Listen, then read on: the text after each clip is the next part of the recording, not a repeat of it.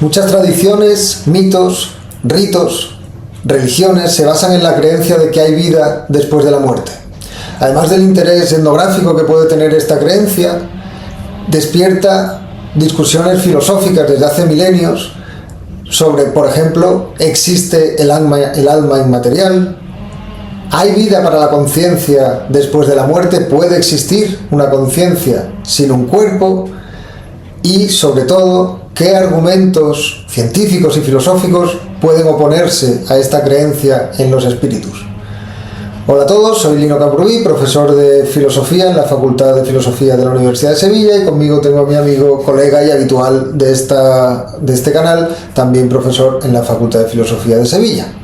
Tenemos hoy un invitado muy especial, William James. Les sonará, filósofo norteamericano, pragmatista, empirista, uno de los considerados padres fundadores de la psicología norteamericana y influente en autores del gran peso a lo largo de la historia de la filosofía, Husserl, Rorty, muchos otros.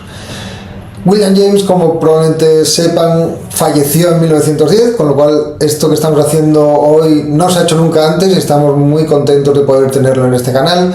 William James, además de todas estas cosas, filósofo, pragmatista, psicólogo, empiricista, científico de prestigio, era también espiritista, es decir, creía no solo en la posibilidad de la pervivencia de la conciencia después de la muerte, sino en la posibilidad de contactar con la frecuencia de onda de esos espíritus. Entonces eso es lo que vamos a intentar hoy, aquí, por primera vez, como digo, en YouTube, vamos a traer al profesor William James. Empezamos. Javier, por favor. Vamos a ver cómo funciona esto. Bien, lo primero. William, ¿estás ahí? Si nos oyes, por favor, di algo. Noto algo. ¿Notas algo? A lo mejor es que hay que referirse a él por su nombre de pila. Billy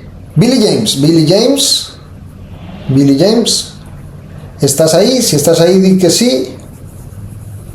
Sí, señor. Sí, está Billy. Lo hemos conseguido. Hemos establecido contacto con William James, el profesor William James, para comprobar si realmente es él. Vamos a hacerle una pregunta. Hay una pregunta que solo William James puede responder. Por ejemplo, ayer vi un documental en la 2 que habla de que Rafael, el cantante español, fue un icono pop en la Unión Soviética en la década de los 60. ¿Es eso cierto, William James? A ver. Muy bien, solo William James podía responder a esta pregunta. Muchas gracias, Billy, por venir. Vamos entonces a pasar a las preguntas serias sobre el tema que nos ocupa. Por favor, Javier, ¿quieres lanzar la primera? La verdad es que estoy un poco nervioso, ¿no? Porque tener la oportunidad de hablar con William James no es algo que, en fin, que me imagino. ocurra todos los días. A ver, una pregunta simple. Sé tú mismo. Billy, ¿qué es lo que más echas de menos de no tener un cuerpo biológico? Es decir, ¿sigues teniendo sueño, líbido, agresividad, motivación? ¿Tienes algún tipo de edad mental? ¿Notas que aparecen ideas como si aparecieran del inconsciente? Es decir, ¿qué es lo que más echa de menos de tu faceta corporal? Fantástica pregunta, empieza fuerte el entrevistador. Vamos a ver qué dice. Parece que se ha puesto nervioso. Billy, tranquilo. Billy, por favor. No. Billy, no nos abandones ahora. Se ha enfadado, se ha ofendido William James. Bueno, tendremos que seguir sin él. Muchas gracias por venir de todos modos y gracias a ustedes porque han presenciado un momento importante, creemos, en la historia de la filosofía en general y en la historia de YouTube más en particular.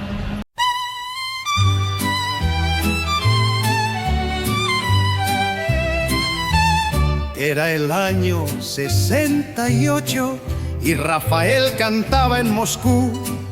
El espíritu de James corrió a escuchar música tabú, pero en la puerta del Kremlin le gritan con gravedad: espíritus fuera. no tienes entidad. Y Billy, muy ofendido, rompió triste a llorar, aunque sin glándulas lagrimales, porque era espiritual. Fuera dualismo, fuera idealismo, no queremos flujos mentales en este comunismo. Aquí todo es base, superestructura y tractor. Y James gritaba al cielo, solo quiero oír su voz. En el canal de Filosofía Filoadictos, Enric Gel ha hablado hace poco de la inmortalidad del alma, recuperando argumentos de William James. Y esto es lo que nos ha incitado a empezar este vídeo, que más que nada lo que quiere es poner sobre la mesa de una vez por todas, tampoco se tapa tanto, pero poner sobre la mesa los argumentos tanto científicos como filosóficos contra el espiritualismo, contra la idea de que sí existe o puede existir un alma detrás de la muerte. Ya digo, tanto científicos como filosóficos. William James escribió en 1898 un artículo contra los supuestos argumentos sobre la inmortalidad del alma, diciendo, hombre, yo no voy a elegir aquí si sí o si no, pero me parece más potentes los argumentos a favor que los de en contra. Pues vamos a revisar esos argumentos que cree haber refutado William James. Claro, más de 100 años después, pues con todo lo que sabemos hoy también, lo que se sabía en su tiempo ya era mucho, pero hoy se sabe más todavía, que apoya todavía más tanto los argumentos científicos como los filosóficos. Antes de empezar, decía Enric que hoy en día hay más materialistas, las gafas que tenemos todos para ver el mundo son materialistas, que es común negar la inmortalidad del alma. Nosotros no estamos más seguros. Etnológicamente, el papel en el mundo, pero también en las sociedades industrializadas, de las creencias animistas y espiritualistas, veremos también la distinción entre ambas, está muy extendida, con lo cual ser capaces de poner sobre la mesa los argumentos contra el animismo y contra el espiritualismo, creemos que es una labor filosófica pues casi de servicio público. Así que de nada, y empezamos con los primeros temas. Básicamente el tema es el que creo que con lo que sería útil empezar es esta distinción entre animismo etnológico y espiritualismo filosófico. ¿Cuál es la distinción entre ambos conceptos? Sí, pues esto está trabajado por muchos autores, ¿no? El propio Gustavo Bueno yo creo que lo distingue bastante bien. El animismo existe antes del espiritualismo, es decir, el animismo en sus distintas variedades es la creencia o el sistema de creencias, por una parte, de que cuerpos de todo tipo tienen algún tipo de conciencia, es decir, una atribución de cualidades personiformes, antropomórficas o zoomórficas a objetos o procesos materiales, pero que son impersonales. Y en otras ocasiones el animismo también piensa que esas entidades, esos agentes antropomorfos o zoomorfos, de algún modo pueden desprenderse de los cuerpos en los que están, de las rocas, de los bosques o de lo que sea, y por tanto ellas serían invisibles generalmente. A veces se pueden percibir con enteógenos, en sueños, visiones, etc. Pero lo curioso es que en el animismo, de algún modo, esos agentes o esas almas, esas ánimas, están asociadas al estado o gaseoso de la materia, o luminoso, o a veces, digamos, al sólido, pero como algo que está oculto, ¿no? Como algo que está en el interior, ¿no? Como un regalo de un huevo Kinder. Evidentemente hay muchas variedades, hay antropólogos que distinguen el animismo del animatismo, aquí no nos vamos a meter en eso. La cuestión es que el animismo parece muy antiguo. Hay argumentos científicos, ¿no? Que, bueno, ya el propio Piaget no ha hablado del animismo del niño, etcétera. Es decir, un niño de 2 o 3 años se tropieza con una silla y dice tonto, etcétera. Y a día de hoy, pues esto, por ejemplo, Dennett lo trabaja bastante bien en su libro Breaking the Spell, donde sintetiza argumentos científicos, ¿no? Son hipótesis de biología evolutiva, de psicología evolucionista, etcétera, pero que están bastante fundamentadas, donde se recalca que los seres humanos, también otros animales, pero en fin, nos vamos a centrar en los seres humanos. Los seres humanos tienen una tendencia para identificar agentes donde no los hay, es decir, una especie de tendencia a proyectar agencia donde no la hay. Eso se ve en el fenómeno de las pareidolias, ¿no? Es decir, cuando la gente ve rostros en nubes o ve rostros en manchas de humedad, etc. Pero también se ve en multitud de ocasiones, de casos. La hipótesis es que la diferencia, es decir, nuestros ancestros no vivían en ciudades, aunque bueno, hay ciudades bastante peligrosas, no, pero sí, no vivían en ciudades amuralladas, con policía, edificios de hormigón, etcétera, sino que vivían en entornos muy hostiles.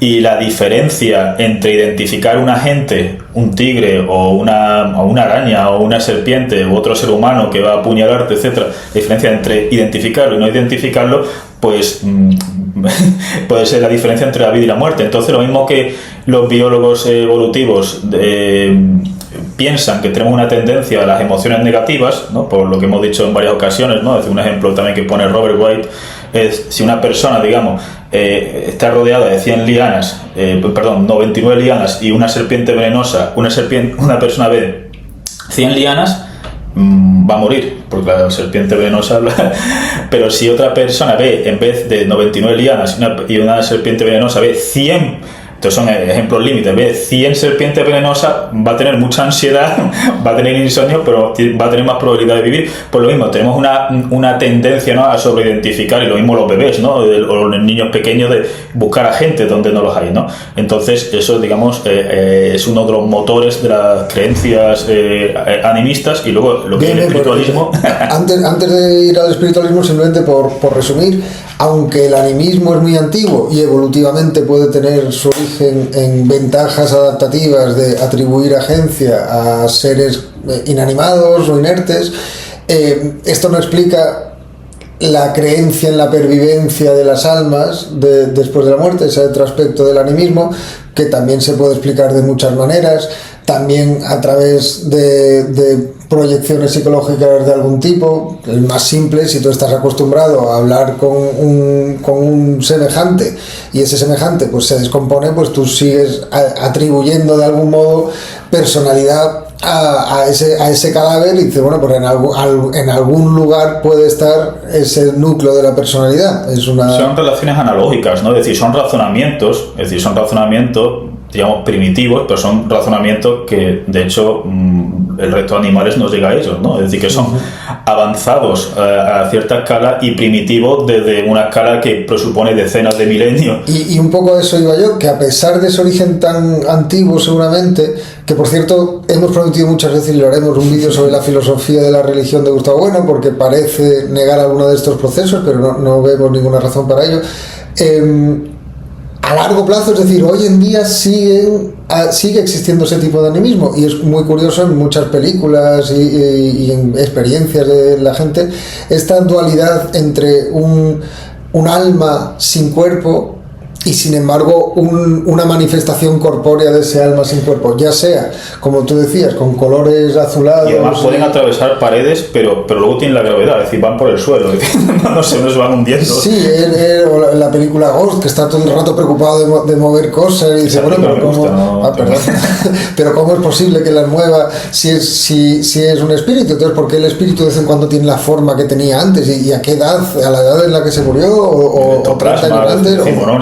Sí, entonces por eso nuestra conversación con William James ha sido un poco difícil, porque es que hay tantas contradicciones en esa manifestación corpórea de un alma después del cuerpo, que una vez que el cuerpo se ha descompuesto. Es que, digamos, hay distintos tipos de razonamiento. Nuestros ancestros evidentemente no podían saber qué mecanismos estaban detrás de las alucinaciones o de los sueños. Y cuando una persona está durmiendo, está quieta y sin embargo está, en fin, viviendo todo tipo de aventuras, ¿no? Es surrealista, puede estar en donde sea, ¿no? En la Unión Soviética escuchando a Rafael.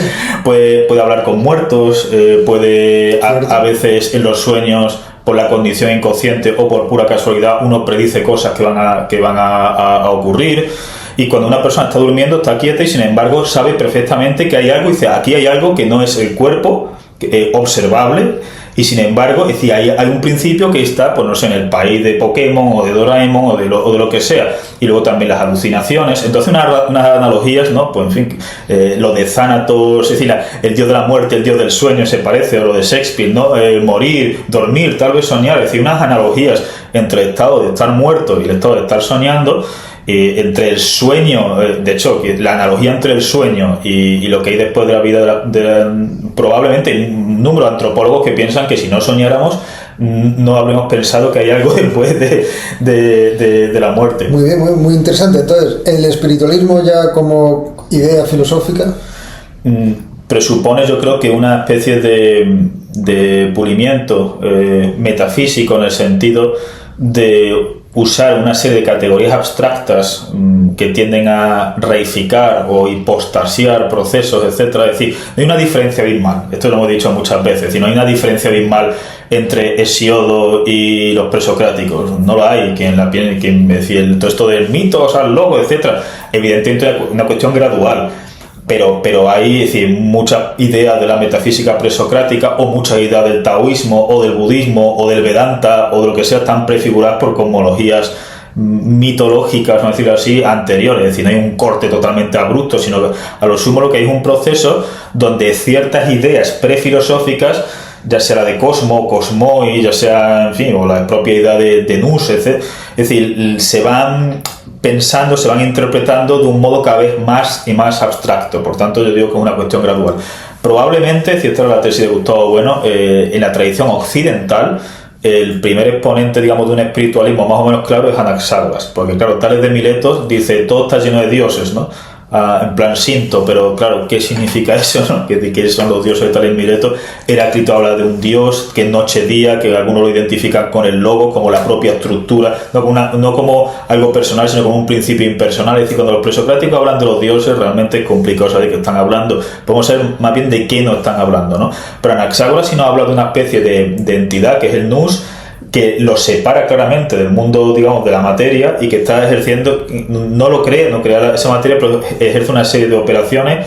Como sabemos, Sócrates, según Platón, le decepciona que las funciones del Nous parece que cada vez va perdiendo soberanía, porque Anaxágoras va explicando multitud de procesos del mundo sin necesidad de apelar a ese Nous. Pero digamos, ese Nous, lo mismo que el demiurgo platónico, o lo mismo que, en fin, que muchas otras ideas que aparecen ya en la tradición occidental. Hoy vamos a centrarnos en la tradición occidental, quizá con algunas analogías con la tradición oriental, pero no tenemos tiempo. Ahí, digamos, en el Nous de Anaxágoras aparece ya como un animismo tan abstracto, vamos a decirlo así. Y luego, por supuesto, cuando se habla ya, digamos, de ánimas que están fuera del espacio, del tiempo, que son inmutables, el nivel de abstracción metafísica, pues yo creo que conviene distinguir, ¿no? Entre el espiritualismo y el animismo. Y el espiritualismo en filosofía, pues para que la gente le suene, lleva a la doctrina, por ejemplo, dualista, cuyo exponente más claro es Descartes. Existe una materia, existe una res cogita, una sustancia espiritual, y el problema para Descartes es cómo explicar cuando se juntan por eso en los tratados, como sabemos, los tratados que no los publicó, no los quiso publicar en vida, hay un Descartes ya prácticamente materialista, donde en absoluto aparece ese espíritu, ¿no? Esa sustancia inmaterial que modifica el cerebro a través de la glándula pineal, etcétera, pero no se atrevió a publicarlo. Bien, pero efectivamente el Descartes más famoso es un exponente de ese dualismo extremo, que está precedido por milenios de pensamiento animista, pero que, en fin, que tiene ya un grado de abstracción, pues que conviene, pues eso, en fin, esa distinción. Suscríbanse. En un vídeo anterior sobre la emergencia de la conciencia expusimos o presentamos o recordamos los materialismos no reduccionistas, no fisicalistas. Y entonces en esos materialismos, sin embargo, siguen definiéndose por una de las cuestiones propias del materialismo, que es precisamente la negación de los vivientes incorpóreos. Hay definiciones positivas de los materialismos no reduccionistas o inclusivos, pero una de las definiciones negativas es esta: negación de la posibilidad de una conciencia sin cuerpo, de un viviente incorpóreo. Pues bien, Gustavo Bueno este argumento lo repetía, por ejemplo, pero hay algunos seguidores de Gustavo Bueno, y hay también muchos filósofos y científicos en general, que parecen dar por supuesto que este argumento es un argumento científico. Es decir, cuando pensamos en por qué, ¿no? Si estamos negando la posibilidad de los vivientes incorpóreos, ¿por qué la negamos? ¿Es una negación empírica? ¿Es una negación inductiva? Pues oye, no hemos visto ninguno, así que y no confiamos en los relatos de testigos que sí que los han visto, porque los podemos explicar de otras maneras. Entonces, dado que no hemos visto ninguno, deducimos o inducimos que son imposibles. O hay argumentos que convenga explicitar propiamente filosóficos sobre la imposibilidad de los vivientes incorpóreos. Entonces, antes de ir a los científicos, creemos que son los más conocidos, vamos a empezar por los argumentos propiamente filosóficos. Por supuesto, estamos hablando de filosofías científicamente informadas, pero aún así no son argumentos que provengan solamente de las ciencias. Por favor. Bueno, pues vamos a sintetizar algunos argumentos, porque evidentemente esta cuestión es muy larga, ¿no? Pero, por ejemplo, si nos remitimos a Platón, uno de los argumentos que da sobre la inmortalidad del alma, y que se vuelve a repetir también en teólogos cristianos y de otras fuentes, es que el alma es simplicísima, es decir, que la materia implica la pluralidad, pero el alma es simplicísima. Si es simplicísima no se puede disgregar, etc. También se atribuye simplicidad a Dios, incluso al Dios cristiano. Si la doctrina de la pericóresis o de la Santísima Trinidad no violaría la simplicidad de Dios. Pero claro, si digamos definimos lo que es la conciencia, la mente, la subjetividad, la experiencia fenoménica, digamos, en términos que sean inteligibles, porque claro, hay digamos filósofos que definen la mente en términos tan absolutamente amplios para ser panpsiquistas, que claro, ahí cabe cualquier cosa. Una definición no puede ser ni demasiado estrecha y por tanto que deje fenómenos que queremos incluir fuera de la definición, ni demasiado amplia, ¿no? Porque si yo digo, no, los vivientes son corpóreos, sí, bueno, pero hay cuerpos que no son vivientes, ¿no? Es decir, la definición no pueden ser ni muy amplias ni muy estrechas. Si tenemos una definición, ¿no? y una clasificación de lo que entendemos por los procesos mentales, subjetivos, conscientes, etcétera, vemos que su pluralidad los hace incompatibles con una supuesta simplicidad. Es decir, que lo que llamamos mente o conciencia no es una cosa o un objeto homogéneo, etcétera, sino a lo sumo una colección de procesos, sobre todo, es decir, que romperían esa supuesta simplicidad, y además que romperían una atemporalidad o intemporalidad. Es decir, ninguna figura del psiquismo, vamos a decirlo así, es compatible con estar fuera del tiempo. Es decir, los recuerdos, la percepción, la memoria, los razonamientos, es decir, todas, si vamos uno por una. Y claro, si alguien dice, no, pero puede haber percepción inmutable, ¿no? ¿Pero eso qué quiere decir? Es decir, que uno puede, gramaticalmente, puede decir las proposiciones que quiera, ¿no? Tipo, he dibujado hoy un círculo cuadrado, ¿no? Pero la cuestión, cuando estamos hablando de la posibilidad ontológica, es lo que entendemos por procesos mentales en seres humanos y en el resto de animales que los tengan. Es incompatible con la simplicidad, es incompatible con la intemporalidad por esta procesualidad, es incompatible con estar fuera del espacio, es decir, porque implican siempre un entorno, implican interacciones, etcétera. Es decir, de nuevo, el miedo es siempre, en fin, un sin categorístico, ¿no? Miedo de algo, miedo a algo, la motivación, el deseo es carencia, el recuerdo implica el pasado, es decir, las metas implican el futuro, es decir, absolutamente todas las figuras del psiquismo implican el espacio y el tiempo. Por tanto, digamos, el mundo material implica la pluralidad, implican la procesualidad, implican también no ya la mutabilidad, digamos, sino la disgregación de procesos. Es decir, esto es una doctrina, prometí que no íbamos a hablar de cosas orientales, pero mentí. Es decir, la doctrina de los 5 agregados del budismo contra la idea del ego como sustancia, ¿no? Cuando uno de los discípulos... Estamos de vuelta al primer argumento de la simplicidad y es justo... Sí, aquí estamos metiendo ya todo, es decir, la procesualidad, la falta de simplicidad. Pero es interesante eso. Bueno, vuelve al argumento, por favor. No, quiero decir que, sintetizándolo muy rápidamente, hay un discípulo de Buda que le dice, pero maestro, porque claro, el budismo dice que todo está vacío, la gente no entiende, ¿no? Todo está vacío de permanencia y de independencia, es decir, las cosas están vacías de sustancialidad, no se pueden hipostasiar por eso, es decir, pero la realidad, en el fondo, es decir, los objetos son agregados de procesos que son codependientes los unos con los otros. Y entonces un discípulo que le dice, maestro, pero ¿y el yo, el ego, ¿no? El Atman, vamos a decirlo así, de tradiciones, en fin, más nepalíes o indias milenarias.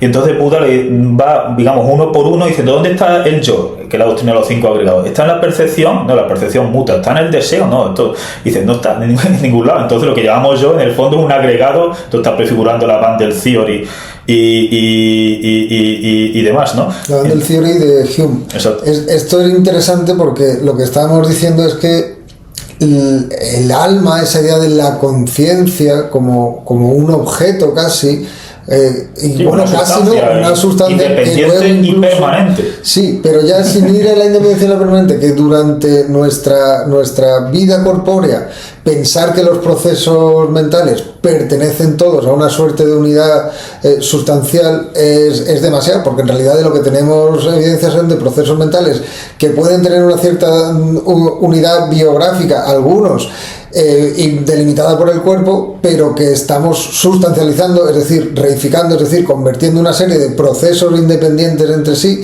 como puede ser el sueño, la memoria, un miedo en particular, un montón de experiencias, percepciones, ahora mismo lo que estás haciendo, es decir, hay unas partes del cerebro que se encargan de mover las manos, otras partes del cerebro que se encargan de modular las palabras, otras partes del cerebro que está percibiendo. Son los hilos de allá. Otra parte, es decir, que hay un montón de procesos que corren en paralelo, varios de los cuales son relativamente independientes. Entonces, claro, esto... Y a veces contradictorios, como decía Freud y muchos otros, claro. Sí, eso ya está en Platón, ¿no? Cuando después del Fedón en la República dice que hay hombres muy racionales que sueñan teniendo sexo con sus propias madres. Es decir, aquí Freud, como no solamente copió a Schopenhauer, sino que copió también a Platón. Claro, ese argumento de la pluralidad que corre muchas veces en paralelo y contradictorio tiene una vertiente científica, vamos a decirlo así, una comprobación empírica con la teoría de los subsistemas cerebrales, de los módulos mentales, pero hay un argumento ya filosófico, y el argumento filosófico, digamos, por ejemplo, en el budismo es: no hay nada que sea permanente ni independiente, es decir, las sustancias son contradictorias y por tanto la idea de que nuestro yo, de que nuestra alma, de que nuestra conciencia o de que nuestra experiencia subjetiva forman una especie de todo monolítico que es permanente, que es independiente, es contradictorio porque es codependiente con otras cosas. Es decir, no existiría, como el ejemplo del Buda, no existiría el loto sin el aire, sin el agua, no existiríamos nuestra experiencia subjetiva, no ya digamos sin procesos fisiológicos, no sin objetos que temer, sin objetos que desear, sin procesos que van mutando, es decir, eso es un argumento ontológico que luego tiene una especificación empírica, vamos a decirlo así, científica, con la teoría de los subsistemas cerebrales y demás. Entonces, claro, es decir, la única posibilidad, vamos a decirlo así, es la de la resurrección, que aparece en distintos filósofos y en distintos científicos, y de hecho era la creencia primigenia de los primeros cristianos, que no creían, es decir, en el Antiguo Testamento no aparece en ningún momento la inmortalidad del alma por ningún lado, en el Pentateuco, es decir, del Génesis y el Deuteronomio no aparece en ningún lado. Hay otros libros donde aparece el Seol como un almacén de almas, pero las almas están ahí como apalancadas, como en estado de anestesia, etcétera.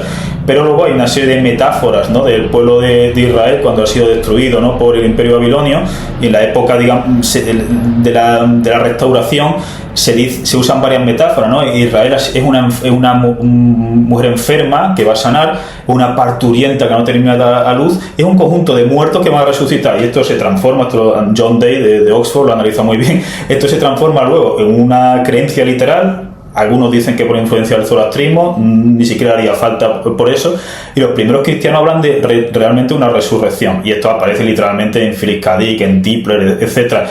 ¿Qué ocurriría con la resurrección? Es decir, no ya que es improbabilísimo, ¿no? Es decir, como estamos existiendo, pues la combinación exacta de átomos, de moléculas, de sinapsis cerebrales, con el problema de la identidad personal. Por ejemplo, si hacen varias copias de nosotros, ¿no? Como la película esta, ¿no? Del ilusionista, creo, ¿no? De Christopher Nolan.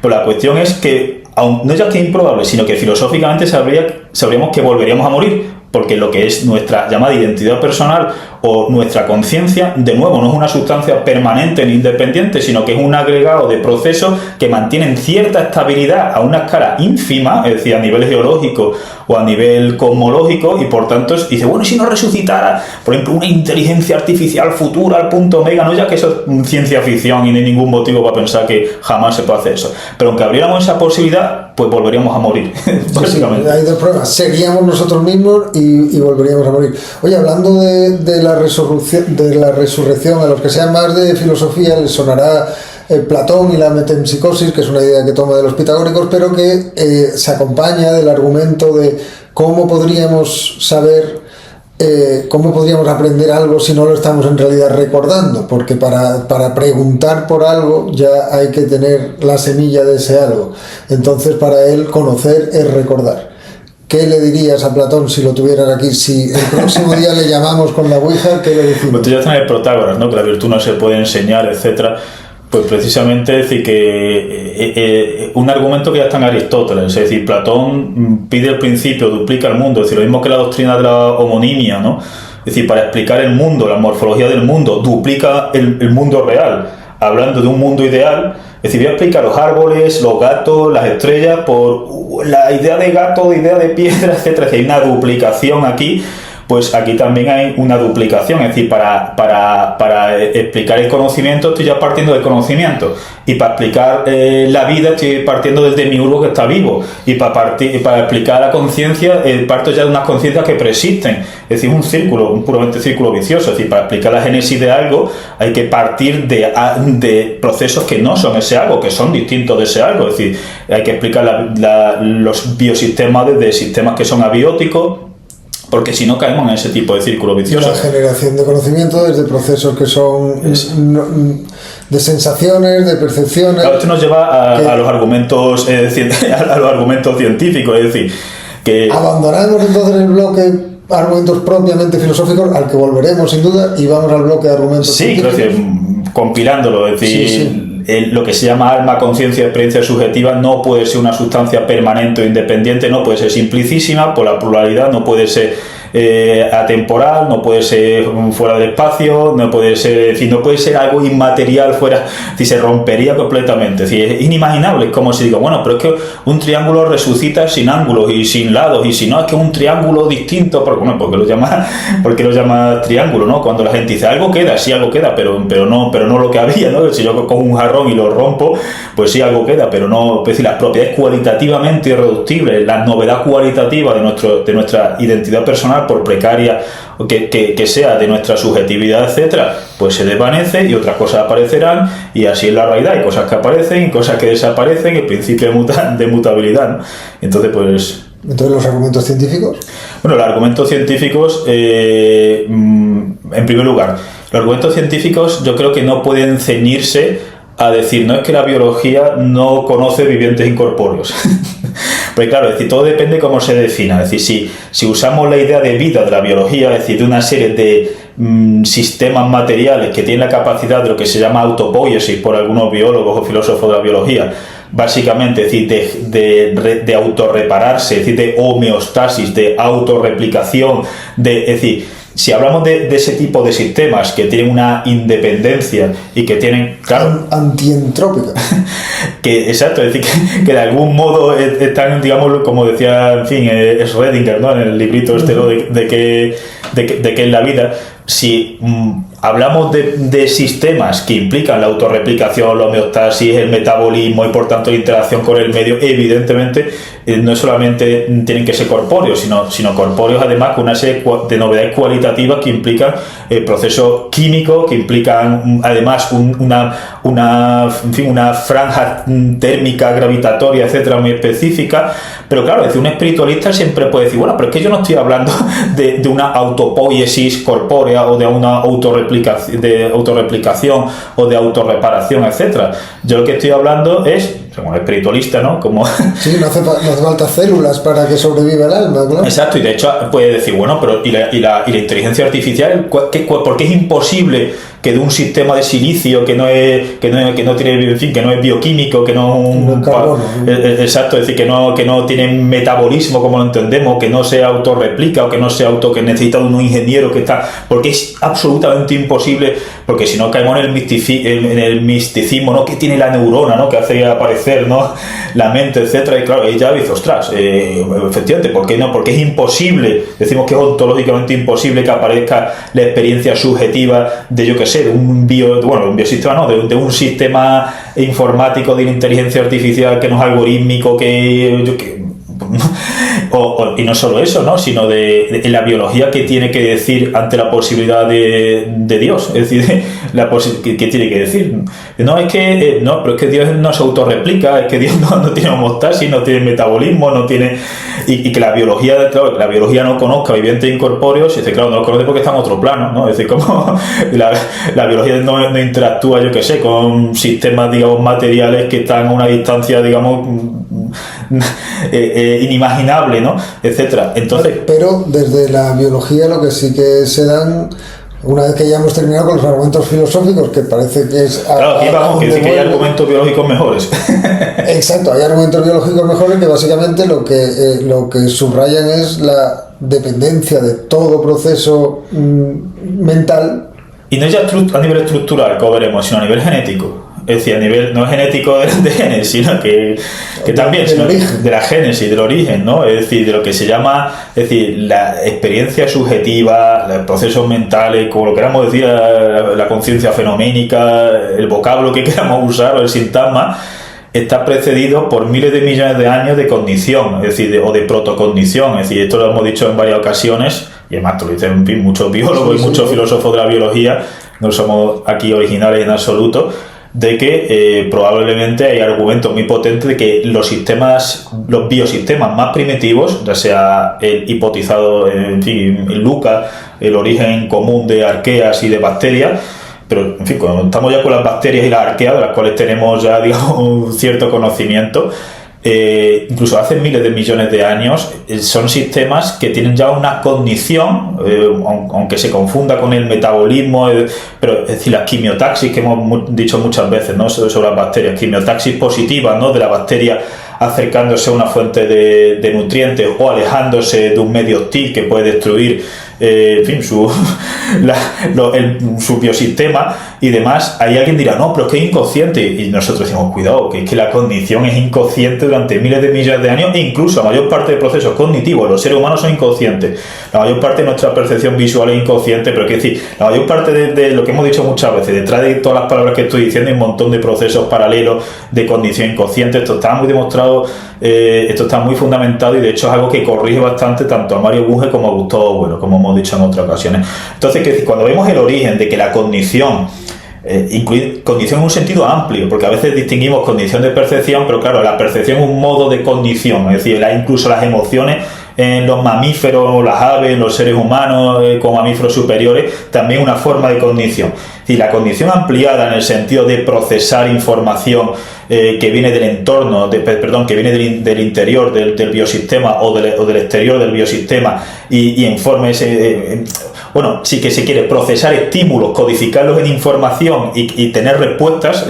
estímulos tanto internos como externos. Esto es algo que es imprescindible para la lucha por la vida, que es el argumento de la supervivencia o de la muerte contra el idealismo, ¿no? Que hemos dicho en varias ocasiones, que también evidentemente pues a un biólogo le parece trivial, pero parece que a muchos filósofos, aunque están algunos filósofos, ¿no? Y la idea es contra el correlacionismo radical, ¿no? Contra el idealismo, de que todo es biosistema tiene que tener, aunque sobresimplifique una realidad externa que es tremendamente compleja, aunque ponga elementos que no tiene, como nosotros ponemos, digamos, los sólidos con colores, los olores, los sonidos, ¿no?, antes de los valores y demás, aunque pongamos, esto es una metáfora, aunque pongamos cosas que no hay y un montón de cualidades de la realidad externa e interna las quitamos en nuestra cognición, si fuéramos incapaces de mapear de identificar ciertas entidades y ciertos procesos que son independientes de nuestra cognición, ¿qué le pasaría a esos vivientes? Morirían rápidamente, las bacterias morirían, las arqueas morirían, con la revolución eucariota los sistemas pluricelulares morirían, etcétera, ¿no? Entonces, ese es el argumento de la supervivencia. Entonces, ¿qué decir? Con el argumento biológico, a mí que me parece súper poderoso, es ver cómo lo que llamamos la figura de nuestro psiquismo, del miedo, de la libido, del deseo, de los recuerdos, de la motivación, de la depresión, del insomnio, de la ansiedad, del lenguaje, etcétera, es una evolución gradual, evidentemente con sus discontinuidades, evidentemente, que parte de una serie de biosistemas tremendamente simples que están mapeando un entorno muy complejo y ahí donde ya hay una cognición. Es decir, esto es un argumento que va tanto contra el correlacionismo radical, contra el relativismo, contra el idealismo subjetivo, y que se ve, digamos, en esa historia evolutiva de qué sentido tiene, por ejemplo, que cuando se habla de el miedo, por ejemplo. El miedo es algo de la supervivencia. Aquí hemos dicho muchas veces, no significa que, por ejemplo, no solo los seres humanos, sino en otros mamíferos, incluso en las aves, que toda figura, digamos, de la vida mental tenga claramente una función de supervivencia. Porque, claro, el cerebro es tan complejo que puede haber conductas o procesos que sean totalmente ideas suicidas, en fin, enfermedades mentales por un desequilibrio químico, por mil cosas, etcétera. Pero lo que son los pilares, es decir, lo que son las piezas fundamentales, las piezas de las emociones, de las piezas del recuerdo, de la percepción, de la cognición abstracta, etcétera, todo eso podemos rastrearlo gradualmente hasta llegar a Luca, a las bacterias, a las arqueas como una forma de mapeamiento y de interacción con el mundo, ¿no? Sí, sí. Entonces, y volviendo, retomando el argumento filosófico que dabas antes de la falta de simplicidad, es muy difícil imaginar que esos procesos mentales, que son tan claramente insertos en el organismo que vive en un medio, es muy difícil imaginar qué sentido siquiera tendrían en un alma sin cuerpo, porque exacto, la mayoría de esos procesos mentales que tienen que ver con la sensación, con la percepción, con las emociones y también, por supuesto, con los pensamientos, con la conciencia, tienen que ver con ese medio. Y luego además está el asunto que has mencionado ya antes, de que durante gran parte de la historia evolutiva esos procesos que en algunos animales superiores tienen que ver con la conciencia, en la mayor parte de la historia evolutiva esos procesos son inconscientes. Y entonces es también interesante imaginar, cuando decimos cuando hablamos del alma o de la vida después de la muerte, de la conciencia sin el cuerpo, esa conciencia sin el cuerpo estaría privada de todos esos elementos inconscientes. Puede funcionar exactamente. Aquí hay un argumento que usa mucho Sam Harris. ¿A qué se dedicaría? ¿Qué querría? ¿Cómo? Y no solo eso, que sí, esto es una cuestión que yo creo que mucha gente no ha pensado. No ya la posibilidad de un Dios inconsciente. ¿Le rezarían ustedes a un Dios inconsciente con cognición inconsciente? Si les escucha de modo inconsciente, le responde de modo inconsciente. Imaginémonos que lo único que sobrevive de los seres humanos son los procesos cognitivos inconscientes. No nos daríamos cuenta, morimos, decía, ahora mismo explota este edificio porque el Joker ha puesto una bomba y seguiría nuestra cognición inconsciente, pero no nos daríamos cuenta de que, hostia, tío, que estamos vivos, tío, estamos equivocados, no sé qué, porque no seamos conscientes, ¿no? Entonces, a lo que tú dices, es imposible, el proceso de toma de decisiones es ininteligible sin cognición inconsciente, porque implicaría una especie de regreso al infinito. Voy a elegir, que está en Schopenhauer, voy a elegir esto, voy a elegir. No podríamos ni decir una sola palabra. Será absolutamente, si estamos tan acostumbrados a que aparezcan ideas que no sabemos de dónde vienen y nos identificamos con ellas, al flujo de palabras que estoy diciendo, donde no puedo conscientemente elegir cada una de ellas, que yo estoy moviendo las manos, hablando, percibiendo, etcétera, en procesos en paralelo, en la mayor parte de ellos inconscientes. Estamos tan acostumbrados a eso que no es una meta inconsciencia. No reparamos en que lo que llamamos nuestra identidad personal está totalmente ligado al proceso inconsciente, no en el sentido freudiano, lacaniano, etcétera, sino en un sentido científico actual, ¿no? Entonces, claro, que no tiene ningún sentido. Es decir, ¿qué sentido tiene? Pues eso, es decir, cuando se dice, no, es que durante muchísimos milenios, ¿no?, de metafísica espiritualista, donde parece que hay funciones mentales que son animales, ¿no? La sexualidad, el hambre. Platón lo insinúa en la República, ¿no? Tipo, el alma irascible y concupiscible, es decir, el alma irascible está aquí en el corazón, el irascible está en el vientre, eso parece que no resucita. Porque eso es como algo animal, igual al cuerpo, ¿no? Entonces, pero es que la condición... El alma intelectual. Exacto, es decir, la condición abstracta, es decir, la condición lingüística, todo eso es tan biológico, claro, biológico por causalidad descendente, moldeado por la sociedad, por la cultura, pero también la sexualidad, también la alimentación, también la agresión, también, es decir, los patrones de agresión, de violencia, etcétera, son totalmente heterogéneos entre hombre, entre mujer, entre distintas edades, entre distintas clases sociales, entre distintos países. Es decir, que tan biológico, vamos a decirlo así, o si quieres, sí, es biológico, está moldeado, sí, vale, pero la base biológica es la sexualidad, el hambre, como la agresividad, como la motivación, como la empatía, como el enamoramiento, como la condición más abstracta que nos permite por estar hablando ahora, y esa separación entre la dimensión animal, ¿no? y la dimensión espiritual es una dimensión, una cuestión gratuita. Podemos hablar de una cuestión gradual que nos permite a los seres humanos como animales avanzados, gracias a vivir en una cultura muy compleja, institucional, con una norma lingüística muy compleja, tener una serie, digamos, de esteroides cognitivos que nos permiten estar hablando de esto, que permiten posibilitados por decenas de miles de años de evolución social, cultural y demás, pero no hay nada que sea intrínsecamente más biológico una cosa que otra, es decir, simplemente, es decir, el corte prefrontal y la toma de decisiones abstractas es tan biológico como, digamos, los impulsos de la libido, los impulsos de agresión o los impulsos... Por cierto, esto no es una defensa del determinismo, ya hemos dedicado un vídeo al libre albedrío que pondremos ahí. Por eso hablamos de la sociedad y de la cultura, y luego que la experiencia consciente no es un epifenómeno, es decir, la experiencia consciente tiene una función evolutiva y permite interactuar con procesos cerebrales inconscientes, moldearlos, etcétera. Y aparte que los procesos inconscientes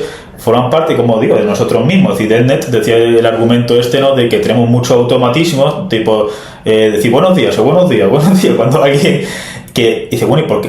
Esto sé que es un automatismo, podría corregirlo, pero no tengo ningún motivo para corregirlo, ¿no? Es decir, ¿por qué? Es decir, claro, si uno vive, yo qué sé, en una sociedad asiática donde hay una serie de normas rituales, de un lenguaje corporal distinto, y va a otro país, pues ahí sí tiene que corregir su automatismo, ¿no? Porque si no lo miran como un bicho raro. Pero quiero decir que eso forma parte de nuestra identidad, vamos a decirlo así. Hay otro tipo de argumentos biológicos, que antes decías, estos son los filogenéticos, digamos, y hay otros que son más estructurales, más de la dependencia, de las cosas que sabemos hoy a través de la neurología, de la dependencia de esos procesos mentales, con las hormonas, con el sodio, con el oxígeno, con lo que sea. Pero no sé, corto, sí, no sé si antes de meternos ahí... Sí, por eso quizá lo podemos decir cuando hablemos con William. Con William James, que vamos a volver a él. A lo mejor antes de hablar de eso podemos hablar de un principio que a lo mejor es un poco menos conocido, porque la parte de la neurofisiología, que es desde la física, en concreto desde la termodinámica, ¿qué argumentos se ha esgrimido muchas veces en contra del espiritualismo? Sí, exacto. Es decir, el argumento está ya en Engels, ¿no? Bueno, y los materialistas energetistas, ¿no? La Liga Monista, etcétera, ¿no? En el siglo XIX, pero esto ya está en Engels, en la dialéctica de la naturaleza, ¿no? El principio de conservación de la energía. Lo que sabemos a día de hoy de modo bastante fundamentado, es decir, el cerebro humano tiene un gasto calórico importante en términos relativos, digamos, a su masa, entre el 20 y el 30% del gasto calórico, y de promedio del organismo, dependiendo de tu actividad física. Esto es una cuestión estadística, pero quiero decir, tiene un gasto calórico bastante significativo. La gente de hecho hay un vídeo de Enric, ¿no? Donde pone en duda, ¿no? Que el principio de conservación de la energía se aplique, ¿no? Aquí o que podría no tener que aplicarse, etcétera, o que cómo se mide, etcétera. Hay multitud de modos de medir esto, es decir, con electroencefalografía, donde se ve con cada estudios, en fin, calorimétricos. Es decir, lo que se sabe, y lo sabemos muy bien, es que la energía del cerebro, la energía no es una cosa, una propiedad, pero en fin, la energía que consume el cerebro depende fundamentalmente del ATP, es decir, el ATP depende del oxígeno, depende de la glucosa, el gasto energético, es decir, el consumo de glucosa y de oxígeno se puede, en fin, con biomarcadores, con otro tipo de escáneres, de análisis, etcétera, se puede medir completamente, se puede ver perfectamente que la actividad cerebral y el gasto calórico coincide con las fuentes energéticas y con el gasto, con la energía que se diluye, digamos, en temperatura, bueno, diluye, una metáfora, ¿no? Que es, en fin, es decir, con tanto electroencefalografías, consumo, estudios calóricos, estudios de ver cómo el ATP, es decir, el gasto calórico depende exactamente del ATP y por tanto el oxígeno y de la glucosa.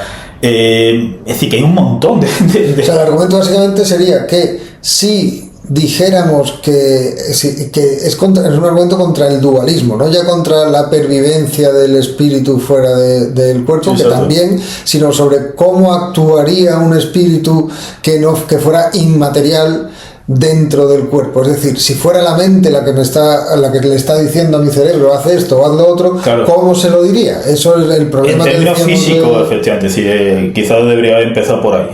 Perdónenme ustedes porque la explicación es un poco confusa quizás. Sí, pero bueno, volviendo al problema de Descartes de, oye, pues la res extensa y la res cógita, ¿cómo se juntan? Si hubiera procesos mentales, vamos a decirlo así, que interactúan con procesos cerebrales y esos procesos mentales no son materiales, ejercerían un trabajo en términos físicos.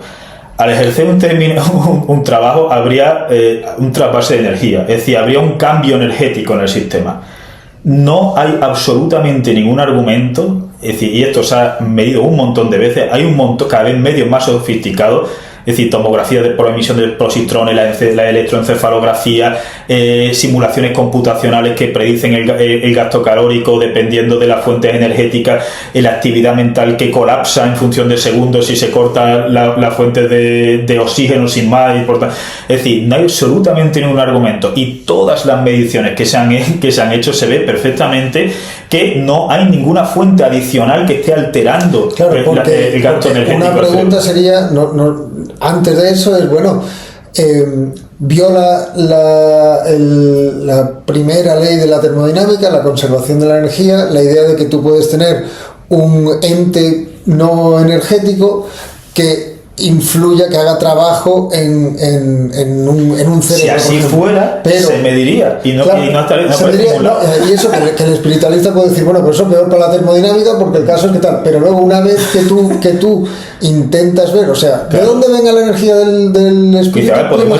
Tú imagínate que al espiritualista le da igual, sí. Pero sin embargo la incidencia, exacto, de ese espíritu sobre el cuerpo se podría medir, debería poderse medir porque está... No debería, no, que se tendría que medir por necesidad, sí, porque quiero decir, si el gasto calórico, digo, es el 20 y tantos %, es decir, si hubiera un principio inmaterial... Si se acaba el oxígeno y perece la actividad cerebral, si hubiera una fuente externa no identificada, no tendría por qué perecer. Y claro, no solo eso, sino, digamos, si vemos, esta es la energía que entra...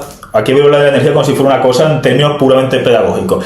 Esta es la energía, entre comillas, que entra en el cerebro en función de glucosa, de oxígeno, las moléculas de ATP, etc.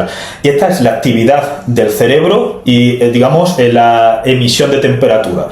Las electroencefalografías, la tomografía por emisión de positrones, es decir, los biomarcadores, absolutamente todo. Tenemos una batería, digamos, de análisis, de identificadores, de ver que no hay ningún tipo de actividad energética extraña, es decir, que la actividad cerebral coincide con las fuentes calóricas, que no hay ni energía que aparece porque sí, ni energía que desaparece porque sí. Entonces han medido una y otra vez y cada vez las fuentes de medición son más precisas. Es decir, alguien podría decir, bueno, pero, porque esto me lo decía Juan Arán hace unos años, pero y sí, que un argumento que está en Bersón, por cierto, pero claro, en Bersón también hace ya mucho tiempo, ¿no? Como William James. Pues a veces tengo que ser un poco caritativo, pero incluso en sus tiempos ya se sabe lo suficiente. De bueno, pero ¿y si lo viola de tal modo que es como el 0, pero vamos a ver, si estamos diciendo que nuestra actividad mental procede de un espíritu inmaterial y está cambiando el cerebro, debería notarse. Debería, no, pero ¿qué es el 0, ya con cosas totalmente ad hoc, etcétera. Es decir, No, Bien, y si bien. el principio de conservación de la energía se violara, no ya en términos del cerebro, porque otro argumento del vídeo de Enrique que me sorprendió es que el principio de conservación de la energía también puede, digamos, ponerse en duda quiero decir, que todas estas cosas hay que discutirlas, evidentemente, no son dogmas. Es decir, el principio de conservación de energía no es que esté en el código de Hammurabi y que nosotros estamos abiertos a cambiar nuestras hipótesis, lo mismo que los teístas en principio deberían estar abiertos a cambiar su hipótesis. Es decir, estos no son dogmas escritos en ningún texto sagrado, pero hay una serie de argumentos que están muy bien fundamentados, ¿no? Si los principios más básicos de la física se hubieran violado en algún momento del universo, sería imposible, no ya las predicciones futuras, sino las propias predicciones de los estados del universo, es decir, que se habría destruido, no habríamos llegado tan lejos, ¿no? Que es el argumento, digamos, de la constancia. Es decir, no habríamos llegado, si de repente dice, bueno, pues hoy, no sé, durante un segundo no van a funcionar en la galaxia de Andrómeda estos principios. Imagínense, ¿no? Es como, no sé, es decir, la analogía que se me ocurre, pero es como si digo, no, durante un segundo en este ordenador va, no sé, un átomo va a tener de repente, no sé, 1 millón de electrones y no va a haber un colapso gravitatorio, ¿no? En fin, quiero decir que estos son argumentos revisables, pero que no hay absolutamente ningún argumento, pero ninguno, y si el que piense que los tenga, pues estaremos contentos de escucharlo, de decir que hay unos procesos que no son materiales y que cambian el cerebro, pero que mágicamente no se miden en laboratorio. Bien, pues nos ha costado, pero creo que ya tenemos más claros los argumentos filosóficos, los argumentos biológicos, los argumentos físicos sobre por qué la vida espiritual sin cuerpo es imposible, por qué no hay vivientes incorpóreos, por qué no hay conciencia sin materia, por qué por tanto el alma no puede ser inmortal. Hecho esto, vamos ahora a volver sobre William James. Aquí ya puede seguir solo aquel que tenga interés en los argumentos originales de William James, porque nos permitirán retomar algunos de los argumentos más específicos que hemos tratado y abrir otros nuevos. Por tanto, de nuevo queremos agradecer a Enrique el vídeo de William James, porque si no, no nos hubiéramos nosotros animado a hacer este. Pues no solo eso, sino quiero decir que cuando hablemos de William James, bueno, ya lo dijiste, ¿no? Pero William James es uno de los filósofos principales de finales del XIX, de principios del siglo XX, padre de la psicología americana, en gran parte de la psicología científica. Aquí es interesante, ¿no?, el libro que tiene Oscar Teixido, ¿no?, sobre la introducción a la filosofía de la ciencia sistemática en psicología, donde, en fin, se esboza, ¿no?, la diferencia entre la psicología científica, la psicología precientífica, paracientífica, pero es decir, la importancia de William James también en el desarrollo de la psicología evolucionista, que lo cual es bastante curioso porque son argumentos, es decir, argumentos de la psicología evolucionista tipo actuales, tipo el insomnio, por ejemplo. ¿Por qué cuando estamos nerviosos tenemos insomnio? Bueno, porque nuestros ancestros detectan, ¿no?, lo que sea, ¿no?, la ínsula, la amígdala, etcétera, detecta a través de otros procesos cerebrales que hay depredadores, pues si te duermes es peligroso. Entonces, a día de hoy nuestro cerebro detecta como peligros predatorios cosas que en el fondo son tonterías. Mañana tengo un examen, o no puedo pagar la factura de la luz, etcétera, no puedes dormir, etcétera. Que este tipo de argumentos de la génesis evolutiva de la depresión, de la ansiedad, de la libido, son argumentos que están prefigurados por el propio James, lo cual es bastante curioso que él mismo creyera en este tipo de cosas espiritistas. Por tanto, lo que quiero decir es que cuando hay que agradecer a Enrique que rescate, digamos, esta faceta más desconocida de William James, y que William James, digamos, no es un cantamañanas, es decir, que es una persona que hay que tomárselo en serio, y por eso no lo tomamos en serio. Si no nos tomáramos en serio estos argumentos, no dedicaríamos vídeos largos a ello. Es decir, son gente que tiene una formación científica y filosófica de lo más avanzado de su época, como Bersón y otros espiritualistas, por tanto, no los tomamos en serio.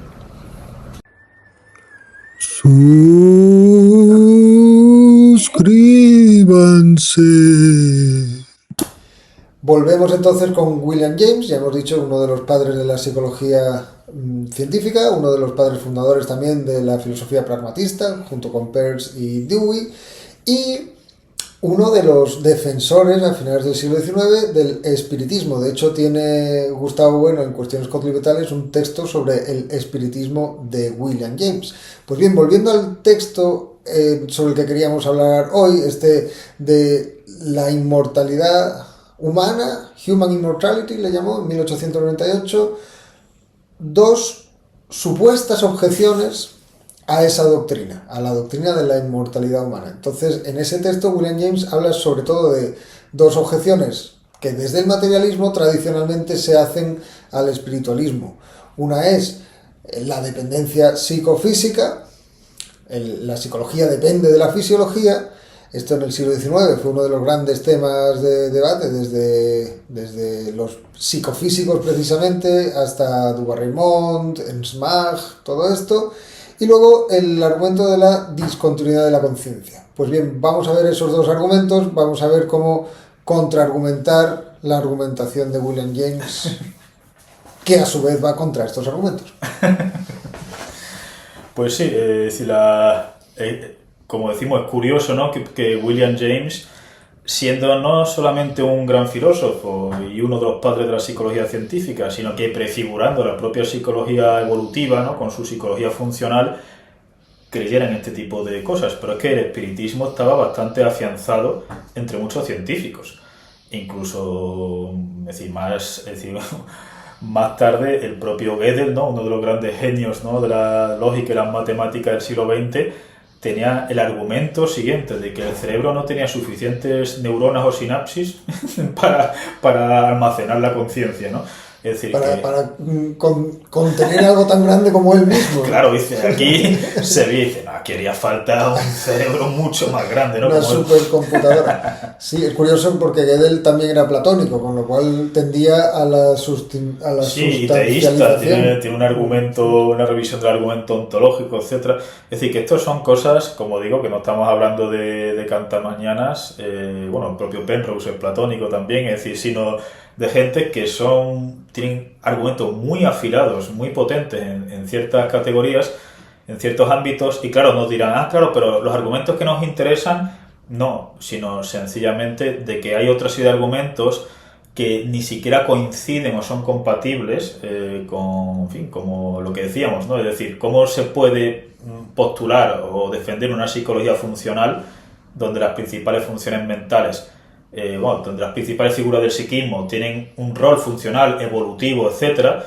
Es decir, que hay que entender la llamada conciencia, que para James no es una cosa, sino que él habla de stream of consciousness, ¿no? Es decir, el arroyo, ¿no? Vamos a decirlo así, el flujo en términos budistas, ¿no? De conciencia, es decir, en términos procesuales completamente.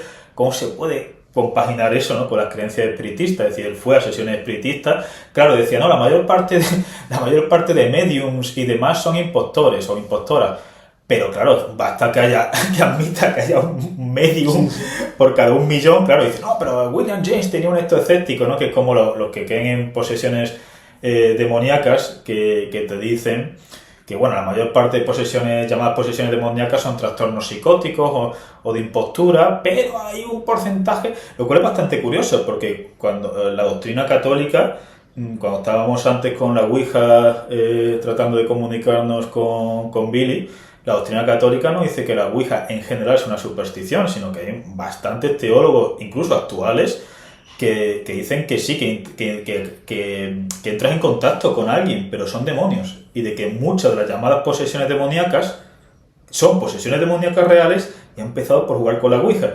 Así que si a partir de la semana que viene ven ustedes... En los pasillos de la Facultad de Filosofía aparece el Billy, el demonio... Bueno, tenemos posesiones, exacto, lo que te quería decir, es decir, que hemos jugado con fuego, tratando de traer a Bill.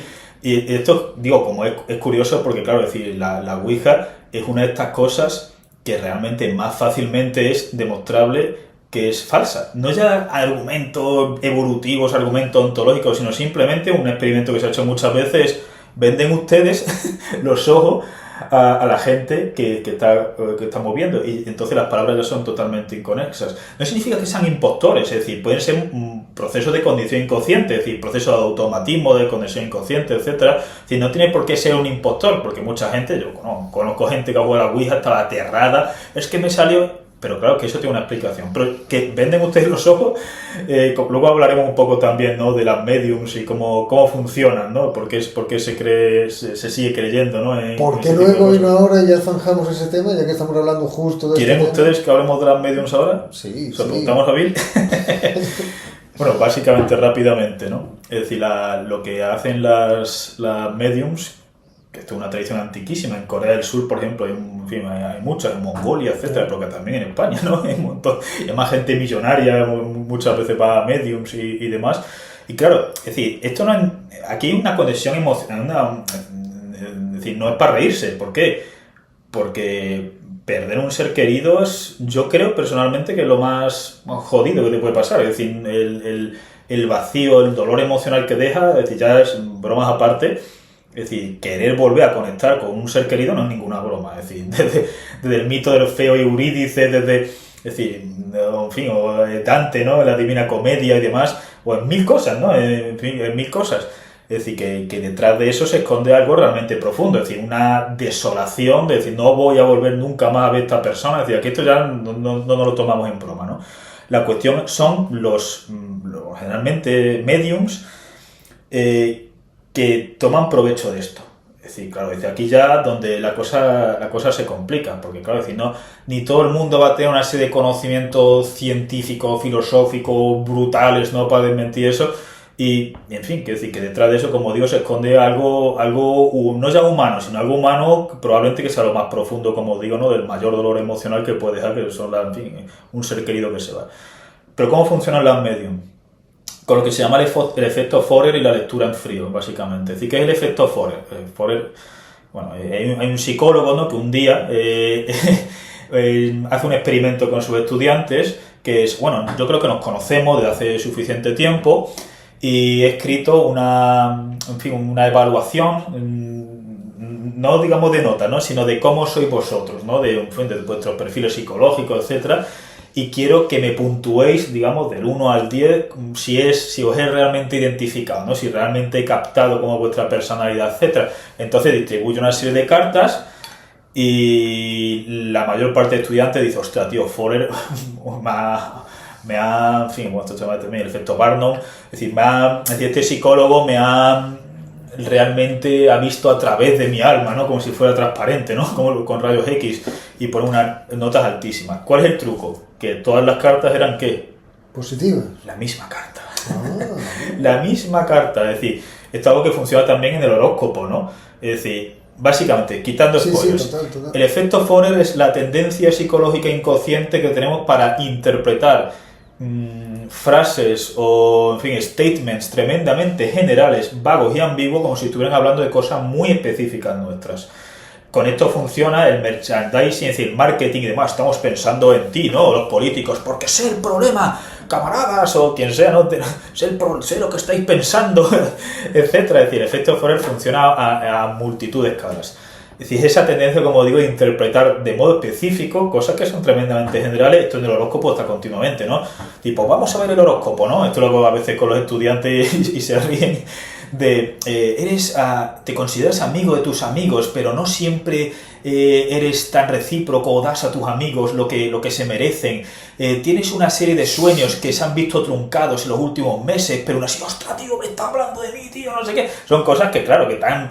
Y encima, si se moja por la memoria selectiva de los aciertos, que es otro efecto psicológico, es decir, que cuando tenemos una creencia, ¿no? El sesgo de confirmación, etcétera, con la memoria selectiva de los aciertos, el impacto emocional de cuando algo acierta con nuestro sistema preestablecido de creencia, deja en la memoria a largo plazo una emocionalidad que nos deja los boletos descartados, ¿no? Esto es como cuando uno reza, no pasa nada y de repente, ¡pum!, funciona la memoria selectiva. Así también explica Malinowski la magia y muchos antropólogos y sociólogos y psicólogos sociales. La cuestión es que uno va a un medium, ¿no? Y entonces lo que suele hacer el medium es lo siguiente: lanzar una serie de cañas de pescar. Veo problema no resuelto, una figura paternal en tu infancia. Figura paternal en tu infancia puede ser tu padre, puede ser Tito Jaimito, puede ser el profesor de judo, puede ser el profesor de, yo qué sé, de matemáticas, puede ser un nota que veas en la tele. Ya sé, está hablando de un problema. Es decir, va lanzando caña, Y la lectura en frío significa ver el lenguaje micro, es decir, microlenguaje facial, etcétera, bien, tratando de ver cuándo una de esas cañas pica, cuando algo pica.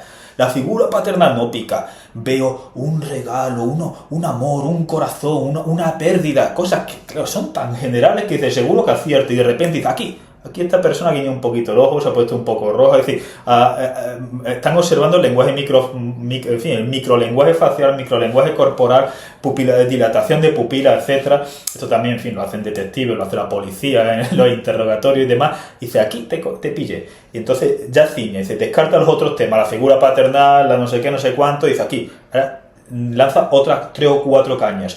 Y veo no sé qué, y sigue observando, y cada vez pum, pum, pum, pum, pum, pum, pum, pum, y la persona dice, ostras, dice, esta persona está realmente, es decir, viendo es decir, está realmente viendo las cosas que me han pasado, ¿no?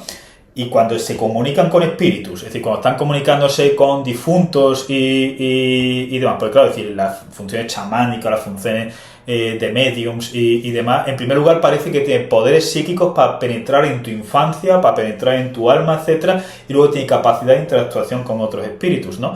Es decir, también de nuevo trata de vislumbrar cuál es el perfil psicológico de la persona con la que quieres hablar.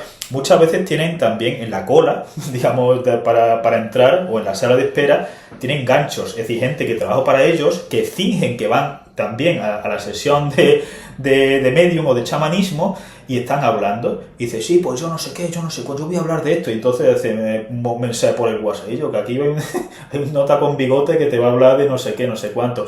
Aquí no digas más, vas a hablar de tu tío Jaimito, no sé qué. Que eso también está la figura del gancho. Estamos hablando ya en esto de un nivel ya de impostura muy, muy, muy grande, ¿no? Y cuando digamos, tratan de hablar con el espíritu de un difunto, tratan de ver cuál es el perfil psicológico más o menos de ese difunto, por qué quieres hablar con ese difunto, qué esperas, y entonces otra vez el efecto Forer para interpretarlo. Claro, yo siempre digo, ¿por qué las mediums no interactúan con el espíritu Alejandro Magno y le digan le preguntan dónde está su tumba? ¿No? O la cantidad en fin, de desaparecidos, ¿no? De muertos, en fin, de modo trágico, que no sabemos dónde están. Pierdo el contacto, o te dice un enigma, ¿no? Estoy donde el reloj mira a las 4 y la luz del invierno. ¿Qué quiere decir? Los espíritus se comunican, no sé qué, no sé cuánto. Entonces, claro, es decir, el ejemplo es como los profetas, ¿no? Es decir, ningún profeta te va a decir, oye, dentro de 3.400 años, en este específico día, va a haber un tío que se llama exactamente así, va a haber un desastre natural, aquí, no, todos son cosas tremendamente, por ejemplo, las profecías de Nostradamus también juegan con el efecto Forer, etcétera, ¿no? Entonces, en fin, con este tipo de mecanismos psicológicos del efecto Forer, de la lectura en frío, de la memoria selectiva de los aciertos, del sesgo de confirmación, es decir, con este tipo de efectos psicológicos van jugando los mediums y los chamanes y demás, como digo, no tienen por qué ser puramente impostores, ¿no? Estas personas, puede ser que estas personas, mucho, digamos, de este proceso, ¿no? que estoy explicando, lo hagan casi a un nivel inconsciente o que se doble piensen. En todo caso, lo que yo invito a los que creen en la Ouija es tápense ustedes los ojos y a ver qué sale. Dice, uy, es que está comiendo el espíritu, entonces no me entero, está diciéndole... Esto es, al margen del interés propio que tenga, volviendo al tema de James, es curioso, como decías, que una persona de esos intereses científicos, sin embargo, creyera también en estas supercherías, y es interesante porque es, digamos, donde el animismo y el espiritualismo se juntan, que aunque lo hemos empezado separando, muchísimas veces se juntan. Por supuesto. Y el artículo de James es sobre la posibilidad filosófica de la pervivencia de la conciencia después de la muerte. Es un artículo puramente filosófico, sobre un problema filosófico de la posibilidad del espíritu sin cuerpo, pero que claramente se vincula a sus propias creencias o a la moda animista y espiritista del momento. Entonces, volviendo a los dos argumentos contra el anti-espiritualismo que tiene James, ¿los puedes...? Sí, pues ya volviendo a James, bueno, estamos con James, pero básicamente, sí. decir, pues eso, como una persona tan inteligente puede creer esto y decir, no, la mayor parte son imposturas. Bueno, en fin, yo creo que esto ya lo hemos más o menos despachado, aunque sea de modo breve. Claro, la cuestión es, en primer lugar, digamos, argumentos de definición. Es decir, imaginémonos, digamos, por argumentando ad hominem que hay una supervivencia del alma, que tiene que ver con la inmortalidad. Pongamos que tu alma sobrevive a la destrucción del cerebro y vuelve a ese mar de almas, pero ese mar de almas también se degenera o también se corrompe. Es decir, que la supervivencia de algo respecto de otra cosa no implica la inmortalidad, que implica la eternidad, etc. Y por tanto, James da por supuesto que la pervivencia de procesos mentales después de la destrucción del cerebro implica la inmortalidad del alma, cuando no tendría por qué, tendría que volver a demostrarlo. Es como los que dicen, no, es que Dios existe porque una causa del universo. No, tienes que demostrar que el universo tiene una causa, y luego que esa causa es personal, y que esa causa que es personal es divina, y que esa causa que es personal y divina es el Dios de la Biblia, y que esa causa que hay que seguir demostrando y demostrando. Por otra parte, la cuestión que eso en un pequeño prólogo, ¿no? Un pequeño prefacio que hace unos años más tarde lo aborda, la cuestión de la supervivencia de la conciencia cósmica versus la inmortalidad personal, porque claro, hay momentos donde este artículo donde James habla de la mother she, ¿no? De la conciencia. Entonces, claro, que realmente que es una especie de alma, ¿no? De entendimiento agente, ¿no? De plasma, ¿no? Sí, continuo. hay que tener en cuenta que poco después Teilhard de Chardin defendió la idea de la noosfera como una conciencia universal donde irían a parar como el Mother Sea, lo que se refiere es a la madre mar, ¿no? En vez de la madre tierra, donde los riachuelos irían a parar, desembocan en una conciencia común. Claro, entonces, porque esto es fundamental, porque alguien que creyera en esa Mother Sea, ¿no? Como la metáfora que a veces usamos, ¿no? Del final de Evangelion, ¿no? Cuando los psiquismos se funden unos con otros en una especie de mar de psiquismo, ¿no? Hay un campo que mantiene los psiquismos separados y empiezan los psiquismos a fundirse. Claro, esto no tiene absolutamente nada que ver con, no ya con la inmortalidad del alma, sino con la pervivencia de la identidad personal. Porque al final la identidad personal se destruye con la muerte del cerebro, ¿no? Porque si lo que hay realmente es una especie de conciencia, ¿no? De alma cósmica y demás, que como digo es curioso porque James dice literalmente que la conciencia no es una cosa, que no es un objeto, sino que es una stream of consciousness, es decir, que es una especie de colección de procesos y demás. Pero si lo que hay es una especie de metaproceso unificado, homogéneo, que aquí va poniendo como gotitas aquí, gotitas allá, ¿no? Como las metáforas estas, ¿no? Que aparecen, ¿no? De la gota divina vuelve al océano de la felicidad. Bueno, vale, pues tu identidad, pero estás muerto, es decir, estás muerto porque dices, no, pero pervive, bueno, pervive, pero lo que pervive no tiene nada que ver con tu identidad personal, porque si aquí estamos hablando a lo largo de la historia de la Tierra, ¿no? Ha habido no sé cuantísimos miles de millones, no sabemos, en fin, miles de millones de identidades personales, precarias, todo lo que se quiera, si las distinguimos, pero todo eso se funde completamente. Entonces, y al fundirse, por cierto, el resultado final es cualitativamente tan distinto al alma individual que necesariamente no puede tener los mismos atributos tipo emociones, porque serían contradictorios. O sea, tu recuerdos son personales. Deseos. Exacto, es decir, todas las figuras, recuerdos, deseos, obsesiones, metas, todo eso es tan individual. Sería puramente intelectual, sería como mucho, vamos, suponiendo que fuera. Pero que la intelectualidad también está vamos a decir, cortada frente a procesos, frente a otras cosas. Entonces, paradójicamente, seguiría, es decir, esa idea, digamos, de ese plasma psíquico, ¿no? De ese meta stream of consciousness que se iría poniendo aquí como un cuentagota de cerebro a cerebro,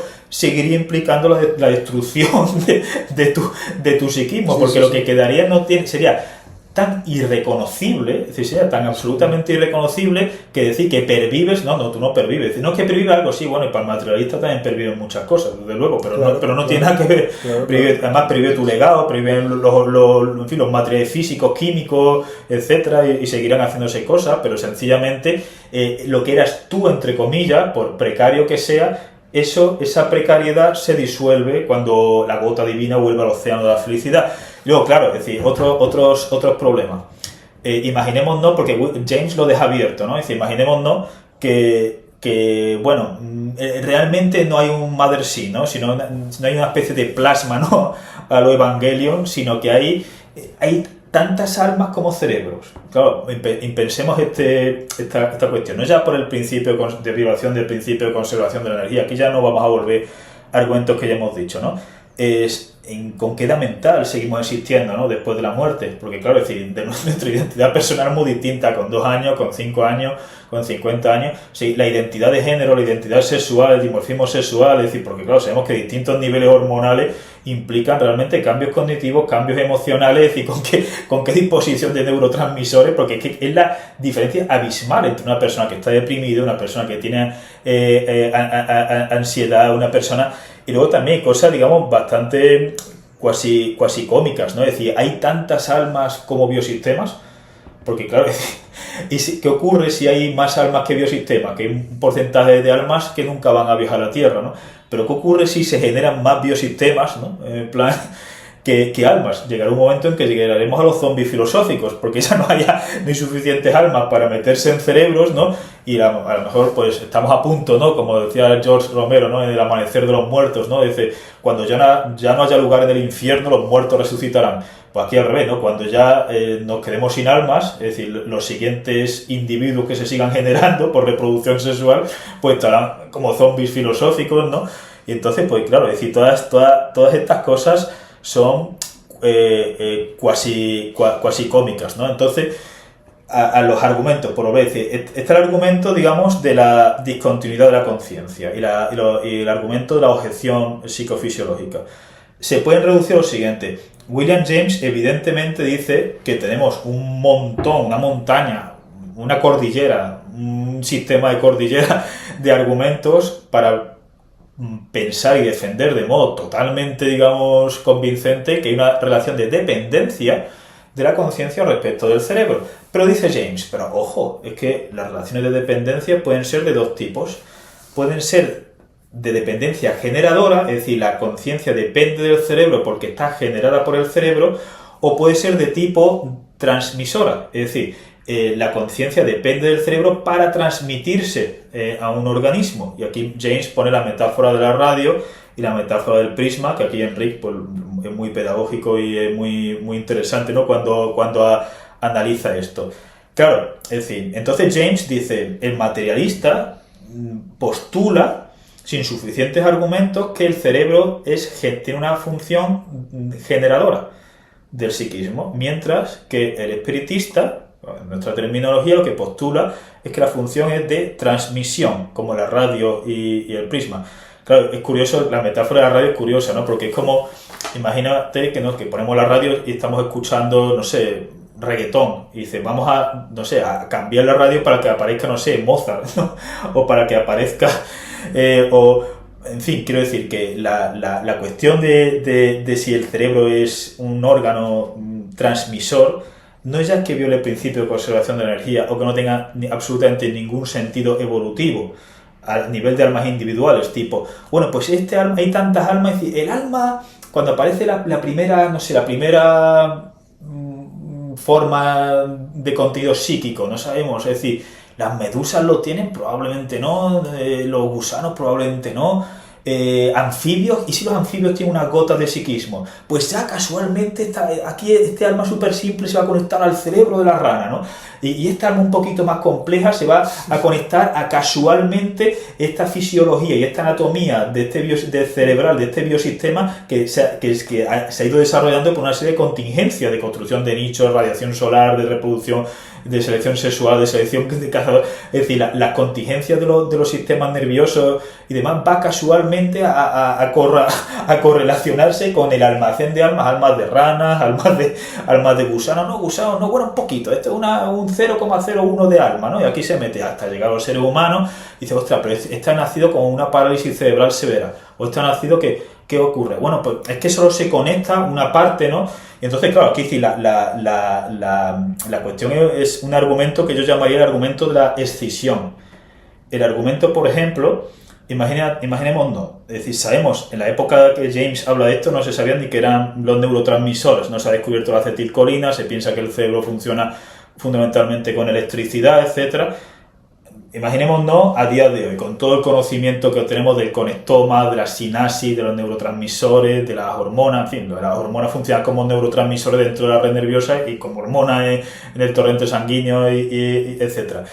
con todo ese conocimiento, dice, bueno, pero si yo puedo generar, digamos, por ejemplo, con drogas, ¿no? Es decir, con drogas legales o ilegales, puedo sedar a una persona, es decir, con benzodiazepinas puedo relajarla, con anfetaminas o con cocaína tiene la motivación, es decir, la dopamina por los aires, afrodisíacos reales de droga, puedo generar ataques de risa o de llanto, por ejemplo, esto lo hacen neurólogos que están operando los tumores con la cabeza, en fin, con el cráneo abierto, pero el paciente despierto, para ver qué partes pueden tocar, qué partes no pueden tocar, y no ya como el experimento este, ¿no? De hace muchas décadas que Gustavo Bueno hablaba, ¿no? De una leve corriente eléctrica hace que escuches una musiquita o un recuerdo de tu infancia, sino tener de repente un ataque de risa o como el Joker.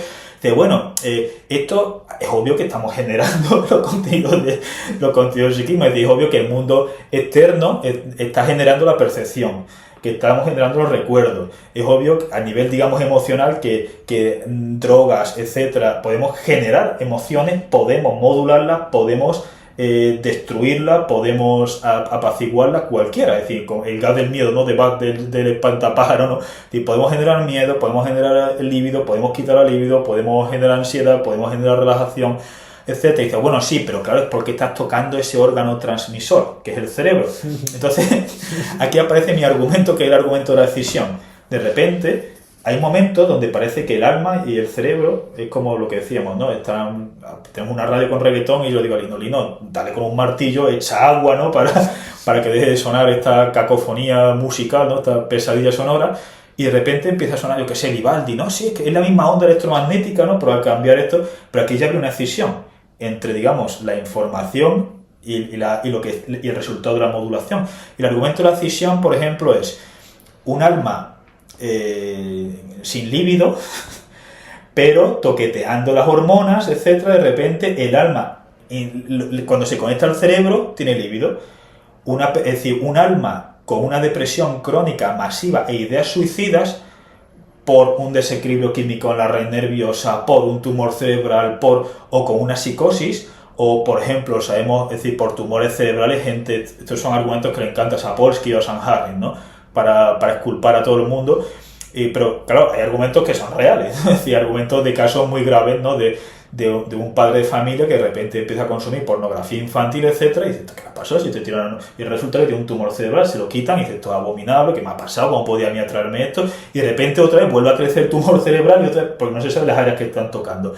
El argumento de la decisión es un alma que le repudia esto y de repente el alma es cindida porque el alma al conectarse en el cerebro de repente tiene líbido por la necrofilia, por una parafilia totalmente enfermiza, ideas psicóticas totalmente disparatadas, alucinatorias, escisión de la personalidad no sé, porque le han cortado el cuerpo calloso, o es decir, depresión crónica por desequilibrios hormonales, nivel de ansiedad brutal por insomnio, es decir, cualquier cosa. Es decir, podemos decir entonces desde o fabricar recuerdos falsos, que también sabemos hacerlo, ¿no? Entonces la decisión del alma, parece que hay un alma que antes de conectarse es un alma sensata, pero la parte que se conecta al cerebro es necrófila, tiene ansiedad, tiene depresión crónica, porque claro, es decir, es obvio que estamos generando estas cosas toqueteando el cerebro, toqueteando los neurotransmisores, las hormonas, cortando sinapsis, no lo hagan en casa, etcétera. Entonces el único argumento de salvar eso, decir, bueno, sí, pero es porque estás toqueteando la radio, es esa decisión, y esa decisión es absolutamente ininteligible, porque aunque se produjera esa decisión, no ya rompería tu identidad personal, sino que al final, cuando te mueres, porque es decir, al final lo que llamamos tu identidad personal es esa persona que, para bien o para mal, o tiene estado de relajación, o tiene estado de ansiedad, o lo que sea. Por ejemplo, sabemos que muchas características de la personalidad son heredables genéticamente, incluso enfermedades mentales, gente con tendencias mentales a la con tendencias genéticas a la psicopatía, con tendencias genéticas a la depresión, cambios epigenéticos que pueden activar los genes que activan la depresión. ¿Qué tiene que ver eso con ese torrente de alma? Esto está generado no ya por los genes, sino por los genes en interacción con un montón de biosistemas, pero al final es algo del propio biosistema en relación al cerebro. Ahí se está generando una depresión, se está generando un deseo sexual, se está generando ideas obsesivas, se está generando, claro, estoy poniendo cosas patológicas para ponerla ahí, porque siempre nos imaginamos que las almas son muy razonables, muy racionales, y que la parte loca, la parte más, es la parte animal, ¿no? La parte... Entonces, que tenemos el alma de fulanito, ¿no? El alma de fulanito antes de conectarse al cerebro, o una parte que, digamos, como esa onda electromagnética que llega a la radio, que es pura, pero como la radio está rota, de repente pues aparecen todas estas cosas. Pues todas estas cosas es tu identidad personal, para bien o para mal. Ya estás relajado, es decir, ya estés inteligente, ya sea depresión, ya sea líbido, ya sea motivación por la dopamina, por lo que sea. Entonces, quiero decir, la excesión es totalmente absurda, es decir, desnutrición en el embarazo, por ejemplo. Es decir, ejemplos que también pone Sapolsky, ¿no? En el libro este de Determine, ¿no? De madres que están muy estresadas durante el embarazo, en la gestación, porque viven en barrios desestructurados, con violencia callejera, pandillas, etcétera, desnutrición, drogas, pero vamos, sin más, simplemente por estrés, como el cortisol funciona como un neurotransmisor, pero funciona como una hormona, y como funciona como una hormona, va por el torrente sanguíneo mandando señales no solamente nerviosas, pero entra en el cerebro del feto, y proporciones anómalamente altas de cortisol en el desarrollo ontogenético de un feto en gestación provoca que el conectoma cambie, y entonces vamos a tener muy probablemente individuos con menos empatía, con menos no sé qué. Esa identidad personal, ¿qué hacemos con ella? ¿Qué tiene que ver con ese torrente, con ese mundo de almas, ¿no? La teología del alma, de que Dios pone un alma nominating en el nacimiento, en el momento no, que tu personalidad, ¿no? Los carismas del Espíritu momento... Santo, ¿no? Los carismas, ¿no? ¿Qué pasa con todo esto? Es decir, por eso, con muy difícilmente compatible, bueno, imposible compatibilizarlo con la psicología. Con la historia evolutiva, con lo que seamos de genética, de epigenética, de cambios heredables que no son ni genéticos ni epigenéticos, como digo, esto del desarrollo ontogenético, dependiendo de si la madre toma drogas, si en fin, de las hormonas, ¿no? Que segrega la madre, etcétera. Imaginémonos además este mundo de almas en las edades oscuras del universo, en las edades oscuras del universo, ¿no? O si el propio... Es decir, que no tiene nada, absolutamente nada tiene sentido. Es decir, lo que llamamos alma es un modo poético de designar a una colección de procesos que son cualitativamente irreductibles. Nosotros, digamos, nos alejamos totalmente, como hemos dicho 1000 veces, del fisicalismo o fisicismo y del materialismo reduccionista. Es decir, hablamos como materialistas inclusivos, incluimos la novedad cualitativa de los procesos llamados mentales, psíquicos, los llamados qualia, etcétera, pero nada de eso tiene ningún sentido si los biosistemas que interactúan con otros biosistemas que están estimulados en un ecoentorno físico-químico, en un espacio-tiempo, si le quitas los cuerpos, si le quitas el espacio, si le quitas el tiempo, si le quitas... ¿Qué queda? Es decir, bueno, vale, ¿qué queda?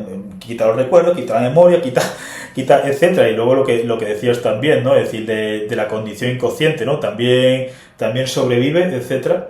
Yo creo que, no sé qué te parece, si podríamos aquí ya terminar con la siguiente reflexión, ¿no? De que, porque creo una cosa, digamos, también, ¿no? Por volvernos con lo que empezamos, ¿no? Al vídeo de Enrique, donde hablaba del argumento de James y demás, cuando hablaba de no ha habido un cambio, digamos, de evidencia, ¿no? Respecto de para que favorezca el materialismo, sino que el materialismo parece como un dogma, ¿no? Con el cual se interpretan cosas que siempre hemos sabido. En primer lugar, yo diría que la gigantesca mayor parte de la historia de la humanidad no se ha sabido nada del cerebro ni del sistema nervioso. De Hipócrates y 2 o 3 gatos más los que vinculan el psiquismo al cerebro. El propio Platón vincula el alma irascible, concupiscible a otras partes del cuerpo. Aristóteles, siguiendo la tradición del Ka egipcio, dice que el cerebro sirve para enfriar la sangre y demás, y que también el alma está en el corazón. Espiritualistas cristianos que dicen que está distribuida por todo el cuerpo. Y no solo eso, sino que decir que durante milenios y milenios, como has dicho antes, la mayor parte de creencias, gigantesca mayor parte de gente tiene creencias animistas, creencias espiritistas, pero es que a día de hoy, esto es difícil medirlo, claro, evidentemente, porque no se puede hacer un sondeo a todas las personas, pero cada vez que ha habido, digamos, encuestas y demás, el porcentaje de gente que tiene creencias explícitamente animistas o espiritualistas es enorme. Y luego hay otro porcentaje de gente que no sabe. Es decir, porcentaje de gente, por decirlo así, que niega la posibilidad ontológica, que piensa que el animismo en general es un conjunto de supersticiones. y que piensa que el espiritualismo filosófico o metafísico es contradictorio, ese porcentaje es infinitesimal.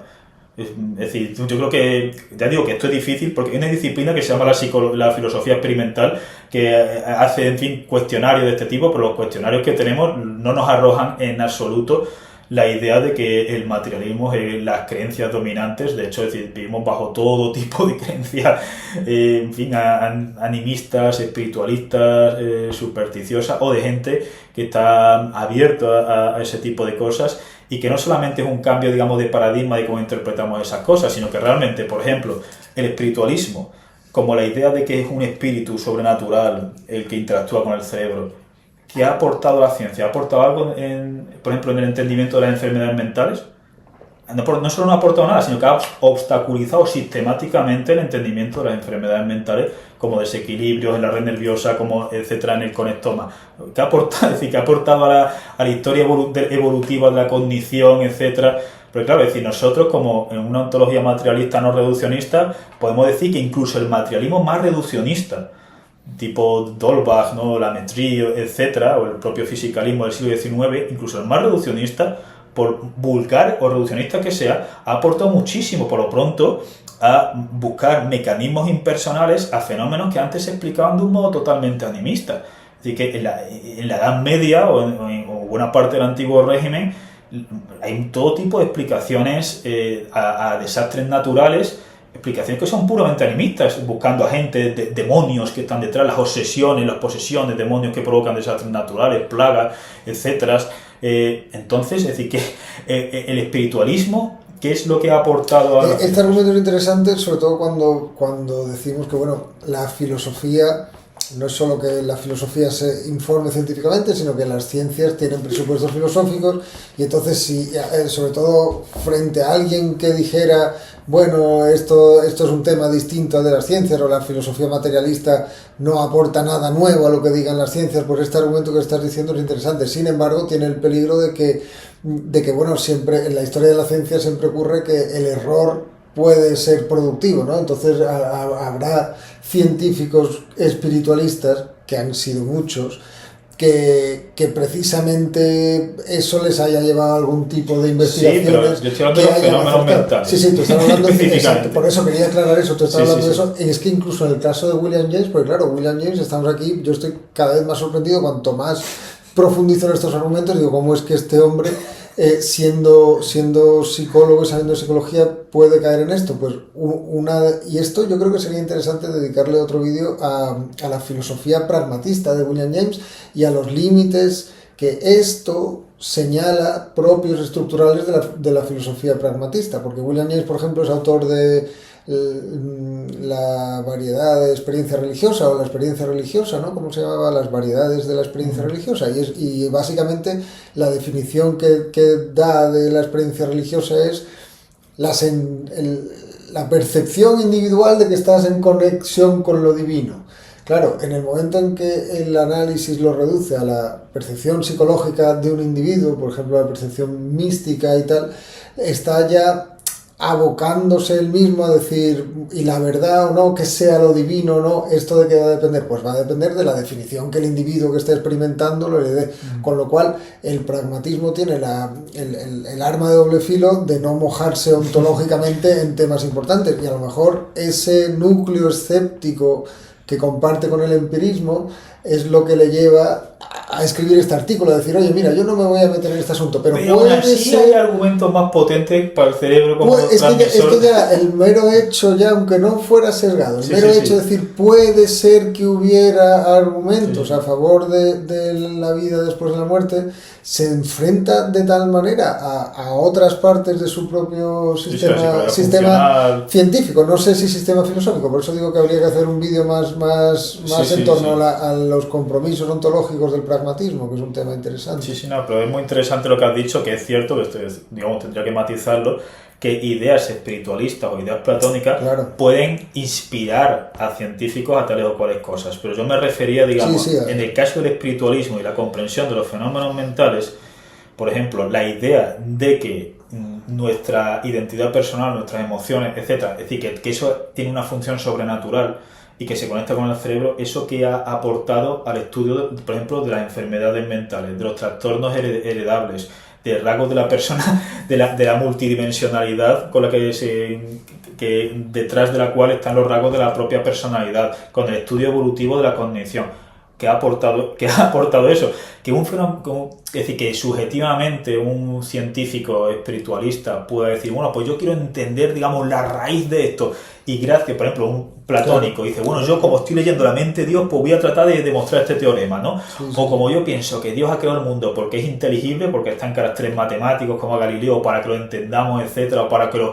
Pues yo he generado esta tecnología, eso por supuesto, y que hay ideas teológicas que de algún modo han prefigurado incluso ideas biológicas de las células, etcétera.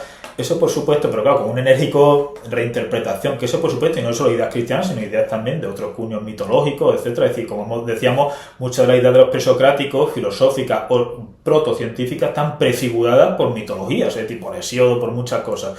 La cuestión es que, digamos, tomando de modo literal el espiritualismo, es decir, por ejemplo aquí, ¿no?, la creencia de que en fin, lo que llamamos la conciencia como un agregado o una colección de procesos de percepción, de memoria, de recuerdo, de deseo, etcétera, que eso tiene un origen sobrenatural y que está interactuando con el cerebro, eso que ha aportado, es decir, esa inspiración que ha aportado en la comprensión de los fenómenos mentales. Nosotros podemos decirlo que nuestra hipótesis, vamos a decirlo así, genética, de que son novedades cualitativamente irreductibles, pero que van apareciendo progresivamente a lo largo de miles de millones de años, porque claro, otro argumento... Se puede decir que ha aportado, pues ha aportado una barrera frente al eliminativismo, por ejemplo, o ha aportado una llamada de atención sobre la flexibilidad de los procesos neuronales.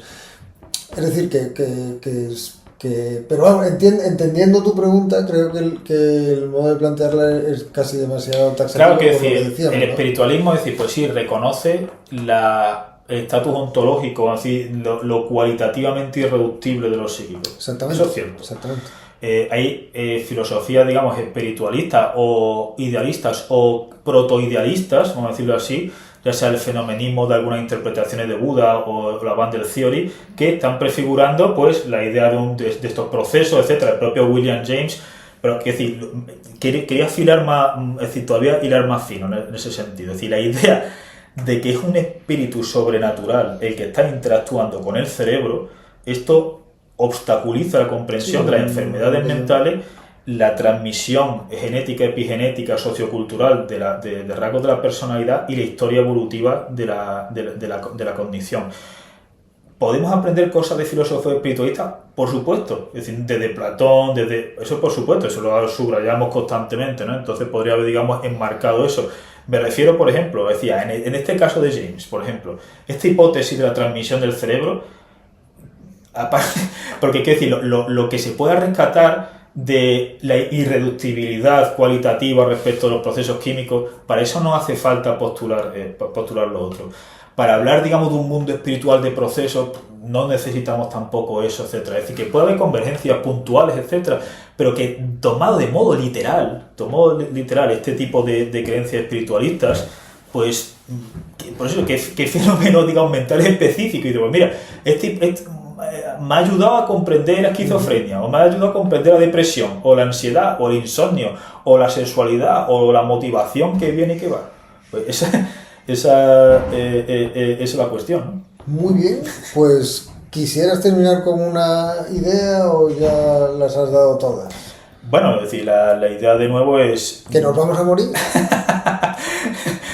Que la idea de una supervivencia, digamos, de algunos contenidos psíquicos, si fueran algunos, romperían lo que llamamos nuestra identidad personal. Si nos fundiéramos otra cosa, también se rompería nuestra identidad personal. No hay ningún argumento evolutivo, físico, biológico, etcétera.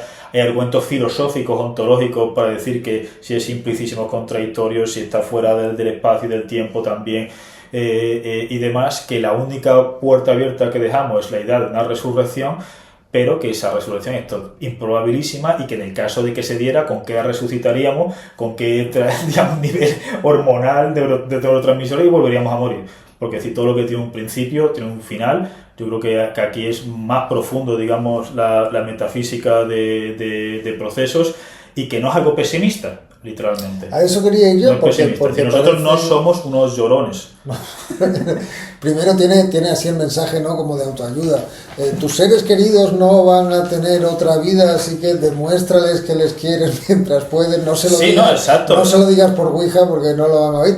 Eso por un lado, pero por otro también algunas visiones o estoicas o algunas interpretaciones del estoicismo por parte del materialismo y tal han hablado de la, ¿no? Siguiendo a Séneca, por ejemplo, pues el natalicio eterno, la Sí, continuidad sí, el legado. del legado, ¿no? Eso es un modo de inmortalidad que sí que Sí, tiene sí. efectos físicos que también... Como Aquiles, dice, Aquiles lo que le interesa es la pervivencia de su legado. Sí, que eso tampoco significa porque tú puedes hacer grandes cosas y ser olvidado, tu legado muchas veces no se va a unir a tu nombre. Se Pero va a estamos unir moldeados a por las- los muertos. Quiero decir que estamos Exactamente, todo. totalmente. El lenguaje que usamos no lo hemos creado ni nosotros ni las generaciones actuales. La gigantesca mayor parte de instituciones, de creencias filosóficas, etcétera, estamos moldeados completamente por los muertos. Sí, Entonces como- tenemos que ver qué mundo vamos a moldear. Y luego lo que decías, efectivamente, no ya de los estoicos, decía, la ceremonia del té, el chado,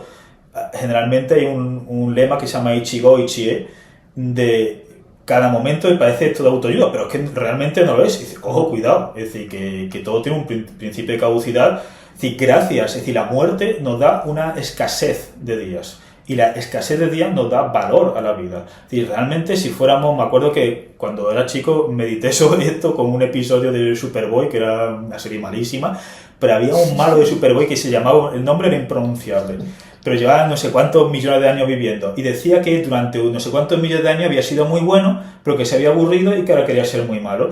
Es decir, si el concepto de error, de arrepentimiento, de irreversibilidad, si fuéramos eternos, no es que es ininteligible, sino no tendría ningún sentido. Entonces lo llamamos, es decir, los economistas hablan de la escasez artificial para dar valor a algo, ¿no? Los coleccionistas, etcétera, cuanto Sí, más. sí, Pues la muerte nos da una escasez. Y esto que decimos no es pesimista. De hecho, por ejemplo, cuando se dice que el budismo es pesimista, ¿no? Porque claro, Heráclito también habla de esto, pero parece que habla menos, digamos, de las consecuencias antropológicas. Pero, por ejemplo, el budismo japonés, con los dichos Ichigo, Ichie, el mono no aguare, el wabi sabi, etcétera, es decir, esos son dichos que no son simplemente autoayuda, es decir, sino que realmente una sabiduría, es decir, la importancia de lo fugaz, la belleza de lo imperfecto, de lo transitorio, etcétera. Es decir, porque pensar que lo transitorio, que lo fugaz, que porque somos agregados pasajeros de memoria, recuerdos, etcétera, pensar que por eso tenemos menos importancia que unas supuestas entidades inmutables que son ininteligibles, que son contradictorias, es decir, medir la realidad de las cosas con ese supuesto mundo de las ideas platónicas, eso no tiene sentido ninguno. Es decir, realmente la realidad, es decir, el valor de las cosas está en este mundo que realmente es transitorio, que es fugaz, pero eso no resta importancia a nuestra vida, ni a la vida de nuestros seres queridos, etcétera, sino absolutamente todo lo contrario. A mi juicio, todo lo contrario. Muy bien, pues con esta nota alegre y optimista nos despedimos. Hasta la próxima.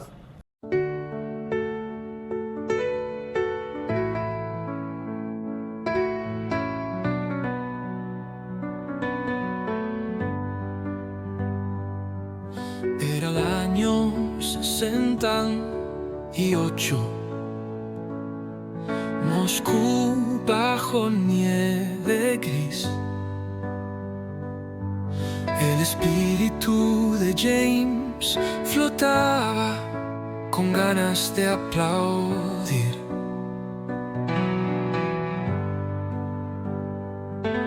Escuchó que Rafael cantaba. Digan lo que digan allí, le dijo, yo me voy volando, que esto en mis tiempos no lo vi. Pero en la puerta del Kremlin le gritan con gravedad, espíritus fuera, tú no tienes entidad. Fuera dualismo, fuera idealismo, no queremos flujos mentales en este comunismo. Aquí todo es base, superestructura y tractor. Y James gritaba al cielo.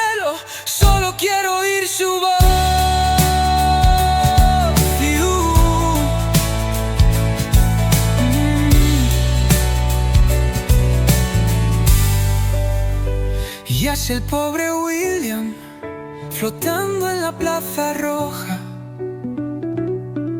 escuchaba desde fuera a Rafael. Cantaba puede ser mi gran noche, y una lágrima cayó, aunque sin glándulas lagrimales, porque espíritu era yo. Fuera dualismo, fuera idealismo, no queremos flujos mentales en este comunismo. Aquí todo es base, superestructura y tractor. Y James gritaba al cielo: solo quiero ir